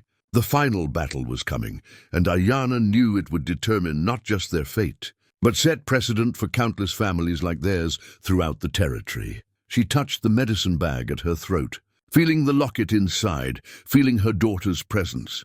"Guide us," she whispered. "Show us the path to stay together, and in the quiet cabin, surrounded by preparations for war and flight." Grandmother and grandson waited for the dawn that would bring either triumph or exile, but either way would find them together, unbroken, unbowed, and absolutely defiantly in love. The morning of the Supreme Court hearing arrived with unexpected warmth, the first true hint of spring after Montana's brutal winter. Aiyana took it as a sign, though whether good or ill, she couldn't say. She and Thomas dressed in their finest clothes, the emergency pack hidden near the door in case they needed to flee. The Territorial Supreme Court met in the capital, a 2-day journey from Sweetwater Ridge. Father Michael, the Pattersons, and a small group of supporters had made the trip to stand with them. Even Judge Morrison came, though technically his role was finished. The courtroom was imposing, high ceilings, dark wood, 3 judges sitting in elevated chairs like gods pronouncing judgment on mortals below. Chief Justice Sterling presided, flanked by Justices Worth and Campbell. All 3 were older white men, with stern faces and eyes that held little warmth. Harrison and his attorneys sat at one table, looking confident. Aiyana and Thomas sat at another, with Father Michael serving as their advocate, since they couldn't afford proper legal representation. "All rise," the bailiff called. "The Territorial Supreme Court is now in session." Chief Justice Sterling surveyed the courtroom. "We are here to review the lower court's decision in the matter of Thomas Thorne's guardianship. Mr. Bradford, present your case." The attorney stood, his voice smooth and practiced. Your Honors, this case represents a dangerous precedent that threatens the very fabric of our territorial society. A white child, orphaned and vulnerable, has been placed under the guardianship of a full-blooded Apache woman who is actively teaching him to reject his Christian heritage and embrace savage ways. He presented witness after witness. Samuel Brooks describing pagan ceremonies, Mrs. Blackwood's damning report, the old soldier claiming Aiyana came from a violent culture. Each testimony painted a picture of corruption and unsuitability, of a white boy being stolen from civilization. Then Bradford played his trump card. We have evidence, Your Honors, that Mrs. Whitehorse practices witchcraft and pagan healing rituals that endanger the boy's soul. Objection. Father Michael stood. Mrs. Whitehorse practices traditional medicine, which I can personally attest has saved lives in our community. There is nothing evil or dangerous about herbal healing. The witness may continue, Sterling said coldly. Bradford called a woman Aiyana recognized from town, a customer whose child she'd healed of fever. But now the woman testified that Aiyana had used dark incantations and savage magic during the treatment. I was frightened for my child's soul, the woman said, not meeting Aiyana's eyes. But I was desperate. It was betrayal, pure and simple, and it stung. But Aiyana understood. The woman had been pressured, perhaps threatened into testifying against her. After 2 hours of testimony, Bradford concluded, Your Honors, the evidence is clear. This boy must be removed from Mrs. Whitehorse's influence and placed in a proper Christian institution where he can be rehabilitated and prepared for productive citizenship. Justice Worth leaned forward. Father Michael, you represent the defense. I do, Your Honor, though I am not trained in law. I speak only from moral conviction and personal knowledge. Proceed. Father Michael stood, his simple priest's robes a stark contrast to the attorney's fine suits. Your Honors, I've known Aiyana Whitehorse for many years. She is a woman of deep faith, profound compassion, and unwavering integrity. Yes, she practices traditional Apache medicine that has healed countless people in our community. Yes, she teaches Thomas about his heritage, a heritage he has every right to know. Since his mother was Apache, he called Dr. Patterson, who testified to Aiyana's medical skill and Thomas's excellent health. Martha Patterson spoke of the love between grandmother and grandson, the warmth of their home. Other supporters described Aiyana's contributions to the community, her gentle nature, her dedication to healing. Then Father Michael did something unexpected. Your Honors, I called Thomas Thorne to testify. Bradford jumped up. Objection! The boy is too young, too influenced. The boy is the subject of these proceedings, Justice Campbell interrupted. I want to hear what he has to say. Proceed. Thomas walked to the witness stand, small but dignified. He placed his hand on the Bible and swore to tell the truth. Thomas, Father Michael said gently, tell the court about your life with your grandmother. Thomas took a breath, then spoke with a clarity that silenced the room. My mother died of fever. Before she died, she told me to find my grandmother Aiyana. She said grandmother would keep me safe, would teach me who I really am. She was right. He looked directly at the judges. My grandmother didn't steal me from civilization. She saved me from freezing to death. She didn't corrupt me. She taught me about both sides of my heritage. I go to church. I read the Bible. I pray to God. But I also learn Apache words and healing practices, because that's part of who I am too.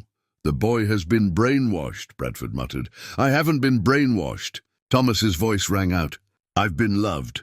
For the first time since my mother died, I have a home, a family, someone who wants me not because they're paid to care for orphans, but because I'm her blood, her grandson, her family. Justice Sterling studied the boy. You understand that we must decide what's best for you, not just what you want. Yes, Your Honor, but with respect. How can being torn from my family be what's best for me? My mother survived being taken from her family. It scarred her for life. She never stopped grieving for the mother she lost. Now you want to do the same thing to me. Take me from my grandmother. Put me in an orphanage. Tell me to forget where I come from. We want to give you opportunities, Justice Worth said, not unkindly. Education, advancement, a place in society. My grandmother teaches me every day. Medicine, reading, mathematics, history, both cultures. I'm learning more with her than I would in any institution. Thomas's hands gripped the witness stand. Please, Your Honors, don't take me from her. She's all I have left. The courtroom was silent. Even Bradford seemed moved, though he quickly recovered. Your Honors, Father Michael said, I have one more piece of evidence. He produced the marriage certificate. This document, signed by a territorial official, Mr. Harrison's own father, legally recognizes Sarah Thorne's Apache heritage and her relationship to Aiyana Whitehorse. The territorial government itself acknowledged this family. How can we now claim it doesn't exist? Bradford scrambled. That document merely records a fact. It doesn't mean— It means, Justice Campbell interrupted, that the government recognized an Apache woman as capable of being a wife, a mother, a legal person. If Sarah Thorne could be legally married and bear legitimate children, how can we claim her mother is unfit to raise her grandson? The other judges exchanged glances. Something was shifting.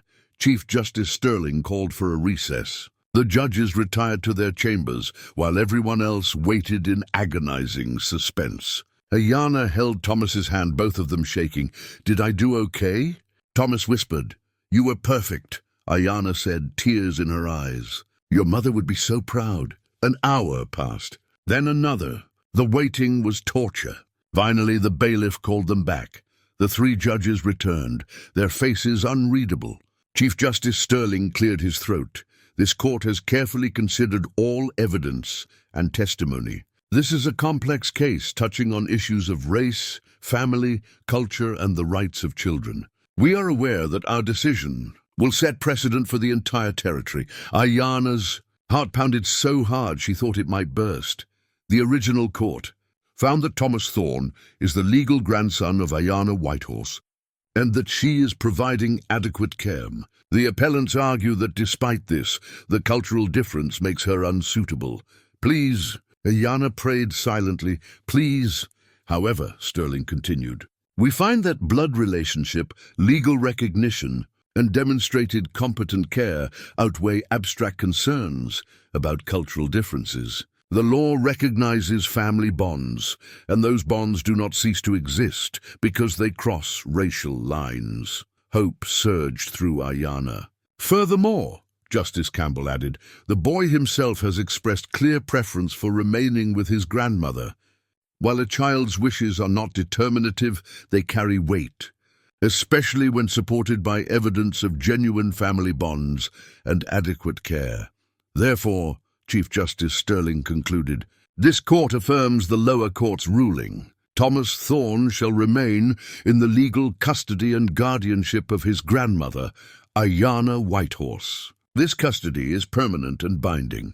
Any further challenges will require extraordinary evidence of actual harm, not merely cultural prejudice. The gavel came down with finality. For a moment, Aiyana couldn't breathe, couldn't move. Then Thomas threw his arms around her, both of them crying with relief and joy. Around them, their supporters erupted in celebration. Father Michael offered a prayer of thanksgiving. Dr. and Martha Patterson embraced them both. Bradford gathered his papers in tight-lipped fury. This isn't over, he muttered to Harrison. We'll find another way. No, Harrison said quietly, surprising everyone. It is over. He looked at Aiyana, and for the first time she saw something like respect in his eyes. My father witnessed that marriage for a reason. He believed love could bridge divides. Perhaps I was wrong to fight this. It wasn't a full apology, but it was something. Aiyana nodded acknowledgement. As they left the courtroom, stepping into spring sunshine, Aiyana felt lighter than she had in months. The legal battle was truly over. They had won not just custody, but validation, recognition, the court's blessing on their family. We can go home, Thomas said wonderingly. Really home forever? Yes, Aiyana said, hugging him close. Forever. The journey back to Sweetwater Ridge was joyous. News of the ruling had spread, and while some townspeople remained hostile, many more had softened. The Supreme Court's decision carried weight. If the highest legal authority said Aiyana was Thomas's rightful guardian, who were they to argue? When they finally reached their cabin, everything looked exactly as they'd left it. The dried herbs hanging from rafters, the dream catcher spinning in the window, the medicine bags on the shelf. Home. That evening, as they sat by the fire sharing a simple meal, Thomas said, "I want to make something." "To mark this day, what do you want to make?" "A new dream catcher, like you promised, one we create together." So they began. Aiyana showed him how to bend willow into a circle, how to tie the web with sinew, speaking prayers with each knot. Thomas's hands were careful, reverent, learning the ancient craft. "Each strand represents a connection," Aiyana explained. "To family, to ancestors, to the future. We're weaving protection and blessing and hope." As they worked, they talked about morning light, about the journey that had brought them together, about the future stretching before them. "What happens now?" Thomas asked. "Now that we're safe, now we live," Aiyana said simply. "We heal people. We grow our garden. We learn and teach and love each other. We honor your mother's memory by being the family she wanted us to be. Will people ever really accept us? Some will. Some won't. But we don't need everyone's acceptance. We have each other, and we have the people who matter. Father Michael, the Pattersons, Judge Morrison. That's enough." By the time the dream catcher was complete, night had fallen. They hung it above the door, a symbol of their united family, protection for their home, hope for their future. Thomas studied it in the firelight. "It's beautiful." "It's us," Aiyana corrected. "Broken things made whole. Different pieces woven together into something new and strong." That night, as Thomas slept peacefully beneath the old dream catcher his mother had slept under, Aiyana sat by the fire and added to her journal, the journal that had been blank for 25 years but was now full of new entries. "Dear morning light," she wrote, "your son is safe. He's home. He's mine, and I'm his, and nothing will ever separate us again. You sent him to me across 100 miles of winter, guided by nothing but love and faith. You trusted me to finish raising him, and I will. I'll teach him to be strong and gentle, proud and humble, Apache and American, everything you wanted for him. He's a remarkable boy, brave like you, kind like you, full of your spirit. Every day I see you in him, and it eases the ache of losing you. You didn't just survive, daughter. You triumphed. You turned suffering into love, created beauty from ashes, and gave me the greatest gift, this second chance at family. Watch over us as we build our life together. Guide us when we stumble. Celebrate with us in our joys. We carry you forward in everything we do, in every herb we gather, every person we heal, every story we share. Your mother always and forever." She closed the journal and looked at Thomas sleeping peacefully, at the dream catcher spinning slowly above him, at the cabin filled with warmth and love and belonging. Some wounds, once believed permanent, find their cure in the most unexpected place, in the courage to forgive, and the grace to begin again. Aiyana had been given that gift. A boy searching through trash on Christmas Eve had become her grandson, her family, her redemption. The enemy's blood running through his veins mattered less than the love in his heart. The pain of the past had transformed into hope for the future. Outside, spring was truly arriving. Soon they would plant their garden, gather fresh herbs, teach and heal and live. They would visit the site of the old village and bury William Thorne's medal, releasing its hold on their family. They would create new traditions, new memories, new chapters in their shared story. The dream catcher caught the firelight, casting shadows that looked like wings, like protection, like blessing, like morning light watching over them from whatever realm spirits inhabit. Aiyana pulled a blanket around her shoulders and settled in for the night. Tomorrow would bring its own challenges. There would always be prejudice to face, wounds to heal, battles to fight. But tonight, in this moment, they were safe, together. Home, and that was everything. The fire burned low, casting gentle light on grandmother and grandson, on the dream catcher they'd made together, on the family reborn from tragedy and loss. In the morning, they would wake to spring sunshine and new possibilities. But for now, they rested in peace, wrapped in love that had survived death and distance. hatred and prejudice to bring them exactly where they belonged. Together, home, whole.